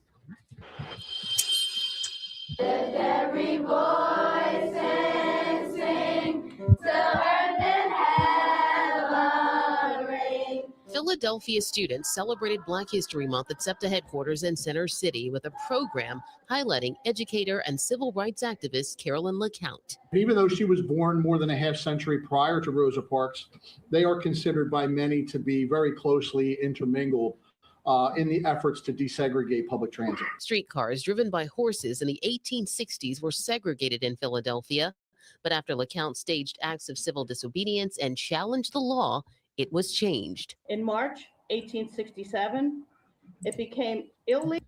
So can we say that LeCount kind of inspired Rosa Parks? I mean, I don't know. I don't know if Rosa Parks knew of LeCount, but I think she did. Because she was, she was before her. Like, come on, we know that, people have, and that's why I'm saying, like, we make, how can I say, we put certain people on a pedestal. Why did they push the Rosa Parks story out there so much? You see where I'm coming from? Because it's crazy because she wasn't the only one. She wasn't. And listen, shout out to Rosa Parks, all right? This is not to bash her, degrade her, or bring her down. What I'm saying is I'm just tired of people putting just one person, right, on a pedestal when it took many of them, all right, to, how can I say, pass policies, pass laws, right, that which are the reason why we're here today, doing the things that we're able to do today. And I'm hoping that I put that in a right way so I don't offend anybody. Because, people, listen, man, when it comes to social media, people's egos get bruised so easily. It's like you have to find the right words so you don't bump heads with nobody. It was changed. In March 1867, it became illegal to segregate streetcars throughout Pennsylvania. It has been suggested that Carolyn LeCount was the Rosa Parks of her time. However, since Carolyn came before Rosa, I like to think that Rosa Parks was the Carolyn LeCount of her time. For the past several years, SEPTA has honored Black History Month while continuing to honor Carolyn LeCount's contributions to a mass transit system that continues to serve the city. Facts. It's a history lesson that highlights the legacy of a fearless woman who wouldn't settle for segregation. The former Taney Street was renamed LeCount Street in 2024, a lasting legacy for this Philadelphia trailblazer. Her work reminds us that transportation is more than just moving people forward. It connects individuals to jobs, education, and opportunity.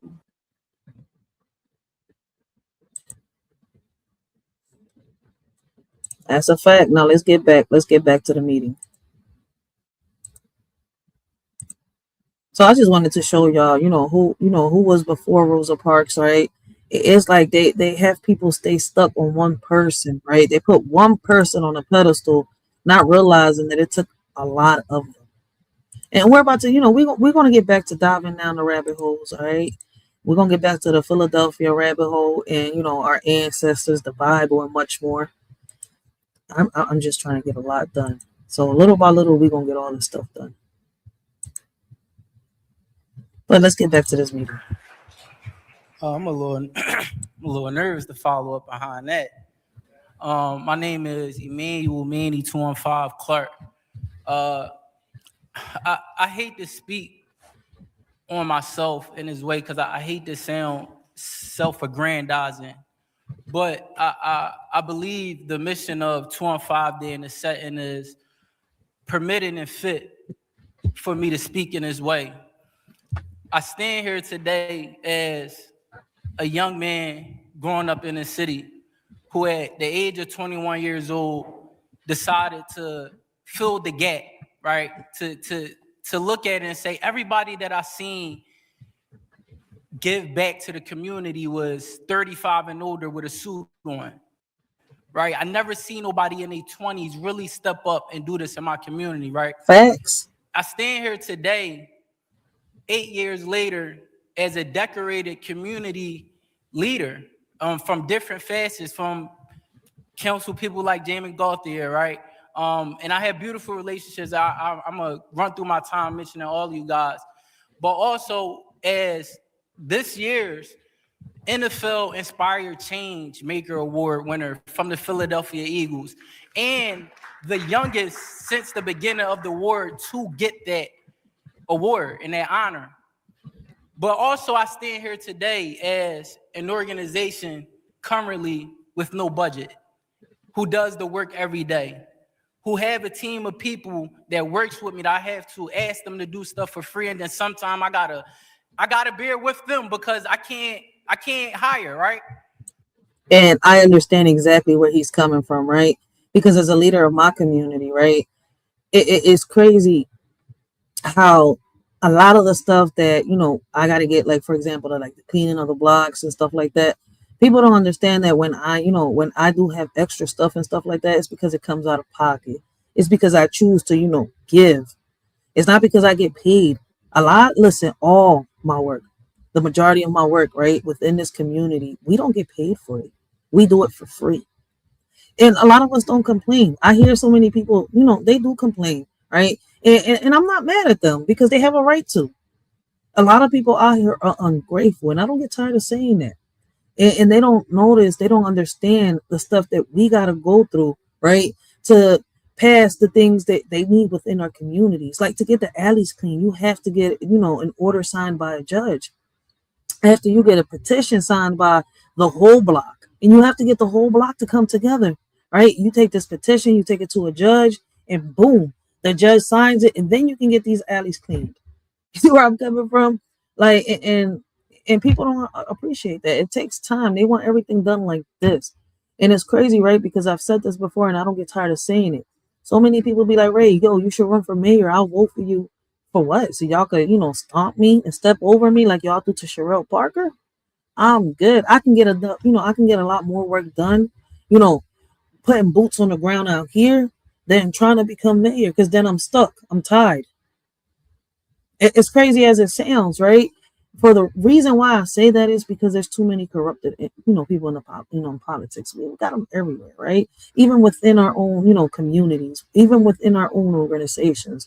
Why y'all think Malcolm, listen, we talk so much shit about the white people, but we don't even realize Malcolm made it up to where he made it to, right? But it was one of his own that ended up, turning on him, and boom, everything came down. Right? And it's crazy that if y'all really pay attention, all people got from Malcolm is by any means necessary. But throughout the messages, throughout the tours, right? If y'all paid attention to what he said, he told us what it is that we need to actually accomplish, right? He left us a little blueprint, but the division is so real that by the time that war is over, right, and the debris is out our eyes, we still won't be able to see, right? The unity is needed. Ownership is needed. A lot of stuff is needed in order for us to, but we too divided. We can't even trust our own neighbor. We've talked about this before. I mean, I can go deeper and deeper, and I can, peel back the layers, of everything I'm trying to say. But it's like, for what? I'm gonna be on here longer. I'm already probably like 2-3 hours into this, John. I don't even know how long. Yeah, we're about to hit the 3 hour mark. All right. I know that in the beginning we had some people in here, right? But once it started getting a little more serious, we started, talking about the schools and stuff. He was like, fuck it. All right, ain't no drama in this channel, ain't none of that happening. So fuck what she's saying. It don't even matter because it ain't gonna make a difference. All right, like I was saying earlier, I had a troll over here. Oh my God, the world is gonna end. No, man, the world is still gonna be here. Mankind gonna probably end, but the world gonna be here. All right. Now, what you should be worrying about is, damn, if the grade goes down, how can I prepare myself? What should I learn? What should I pass down to the seed that I have planted in this world in order for it to blossom? Right? Like, but hey, instead people panic and stuff like that when shit happens. But when we don't have this social media and we don't have internet and we're not able to, have gas running in the house and none of that stuff, what is we gonna do? Oh, the movies have told us what we're gonna do. It has showed us. Some of us are gonna be able to thrive while others, whoa. This is what we represent. So when y'all see me on the Instagram promoting and for 2 and 5 day giving, know that I represent all of these organizations that need this funding to be distributed to them in a proper manner. Thank you for your support.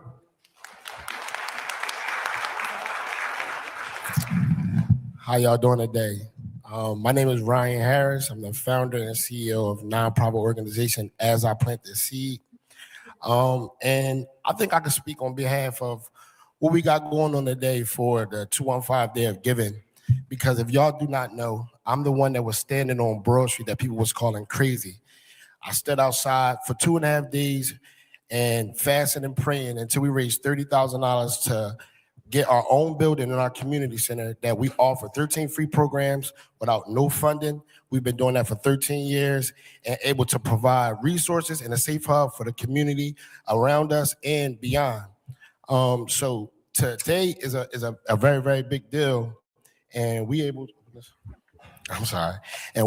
to, meet the needs of the people that we serve today with this resolution. Open that for me. Yes, I'm sorry. Yeah, so we were able to meet the needs with this resolution. So thank you, City Council Isaiah Thomas. We appreciate you for presenting this resolution. This resolution supports a model rooted in stewardship and governance. We are committed to transparency, lawful distribution, and capacity building so that no organization that is behind us remains dependent, but instead grows stronger through structured support. So we appreciate y'all for getting back behind this behind this resolution and being able to support us in a major way, because the smaller nonprofits is putting a lot of work on the ground. And a lot of times we get unnoticed. A lot of times we get overlooked when it comes to funding, but we able to steward and be able to be good stewards over the funding that we are able to get. And now we are building that capacity within the organizations that's with us. So we appreciate y'all. Back right there, yo. Will Obona Higgins, James Buck III, Reverend Dr. Susanna Kershaw, Reverend Michael Major, please make your way to the podium.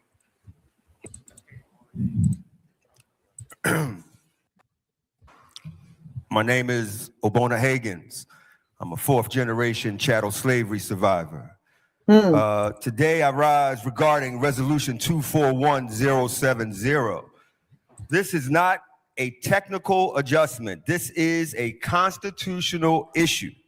Resolution 241070 creates 2 unequal classes of elected officials in Philadelphia. Class A, city council members, would be permitted to run for another office without resigning. They could retain their seats if they lose. They gain a structural political advantage. Class B, every other elected official in this city must resign to run. They cannot return to their seat if they lose. They remain bound by the charter's accountability requirements. That is a clear intra-government classification. And that's not a bad idea, because what people don't realize is when we don't, vote locally, right? The same people keep running for office, and they run for years and years and years and years and years. And then, nothing changes. So what he is proposing is not a bad idea if you really pay attention and listen closely to what he's saying. That is a clear intra-government classification. Under the Equal Protection Clause, classifications must at minimum satisfy rational basis review. But when legislation grants a political privilege to the very officials voting on it, courts examine it more carefully because it raises concerns about self-dealing, incumbent enrichment, voter dilution, and reduced public accountability. Even under rational basis review, self-protection is not a legitimate governmental interest. If resign to run is truly unfair, then fix it for all elected officials. Do not carve out a special exception for yourselves. Equal protection is not selective, it is universal. Resolution 241070 fails that principle. Obona Higgins, over and out. Oh, that whole crew is done. No, one more. Oh, no, it seems like there's a few more. Councilman Isaiah Thomas. Thank you, Council President. I just want to thank everybody who provided public comment on resign to run. First and foremost, we're not running that bill today, so I just want to make sure that that's clear. Wow. And secondly, just so that the listening public understands, resign to run as amended out of committee. But if y'all had them come here, why would you not run the bill? Why wouldn't you ask? You know what? See, that's what I'm talking about. Like, why wouldn't you put the bill out there to be proposed? That don't make sense. Understands, resign to run as amended out of committee does not only apply to city council. It applies to every city elected official, not just legislators, but row officers as well too. Every city elected official besides the mayor. So I just want to provide clarity, not just for the people who are in chambers today, but the people who are listening online. And I also want to thank members of the public for commenting on the bill because it shows that people are paying attention. I mean, yeah, the bill is a good proposal. So why wouldn't you even put it out there? So what was the whole point of him coming? You knew he was coming, and you were the one that was supposed to, how can I say, put it out there so they could, Lord have mercy. To the work that's being done. So thank you, Council President. Thank you, colleagues. And sorry to interrupt, Council President. Hello, my name is James Buck III, and I greet you in the name of the one who was, the one who is, and the one who is surely to come, my Lord and Savior Jesus Christ. I go to school here in Philadelphia, St. Joe's Prep, and I am a senior, and I have recently fully committed to Penn State University. Well, I will go. I will go there and I will earn my major in business, and for the rest of my life. I'm gonna pause it right here because I got something to do, but we're gonna pick up on this, all right? Whether it's at 3 o'clock in the morning or 5 o'clock in the morning, y'all know it's the weekend, all right? And if I can't go to sleep, I'm definitely gonna pick up back on this, all right? But we're gonna pause it right here and we're gonna pick right up on this, all right? This needs to be talked about, all right? Listen. I'm not, just bringing this up to review and react to it, all right? I'm bringing it up because I want y'all to know, right? This is what I have to do when it comes to the school petition, right? If y'all hit exclamation school petition down in the chat, right, and you are on the vertical, right, not the horizontal, my bad, not the vertical, right, live of this, on my channel, there's 2 lives running right now. That's the way StreamYard does it, right? But you got to go to the horizontal one, right? And click on the link to the petitions, right? And sign that, John. But when I get enough signatures on that petition, we can go to town hall and we can actually, debate it just like everybody else is doing. We can get a policy change. We can get laws passed. We can get all these things done, right? But a shorty needs more support. And like I said, the whole purpose of this live, right, of these lives like this, us reviewing and reacting to, what they do, in these meetings is to show y'all, right, that us, right, the leaders of our communities, this is how we get things done, how we accomplish them. Don't think that just the mayors, the senators, and the governors are out here doing what they do. But you got organizations out here that are constantly fighting, right? Because we know that there's people out there like the Me Too movement, other movements out there that turned out to be fake. We know there is, right? And it messed it up. That messed it up for a lot of people that are out here actually really fighting, actually putting out their pockets. They're not really demanding for cash, right? What they do is they'll go out here, right, and they don't run GoFundMe's, right? What they do is fundraisers and stuff like that, right? They sell food, they sell clothes, right? They do different types of things, right, to raise the money to do the things that they got to do, right? Besides getting funds, from the state, from the government. So, like I said, all right, there's lots of ways for us to accomplish the things that we're trying to accomplish. The only issue that we have is how divided we are, all right? And once we figure out how to come together, right, and not let nobody infiltrate what we have, put together, what we have created, then, we can start really making a change. We can start really, making a difference. When we start figuring out how we could, help the people with mental health and stuff like that, then we could start trying to make a change when it comes to the crimes and all that, right? And then start really changing, that system that is so flawed, that system that's so outdated that, because it's not broken. It's doing exactly what it's meant to do. We're under a system that was meant to be running in the 16 and 1700s. All right, we're not in that era no more. All right, and we need to remember, right? We the people, the citizens, is the government. All right, we put these people into these electoral chairs, right? Which end up putting, the president in office. People think, oh, our votes, man, our votes really don't matter when it comes to the president. But when it comes local, our votes matter a lot. All right, and that's all I wanted to say, man. And until next time. This y'all Shorty Rachel, and I'm out. All right. Hopefully on part 2 in the morning we can get some more people, right? And we can have more of a conversation on this topic. But hey, I'm out, and I'll see y'all on my next live. Let me see.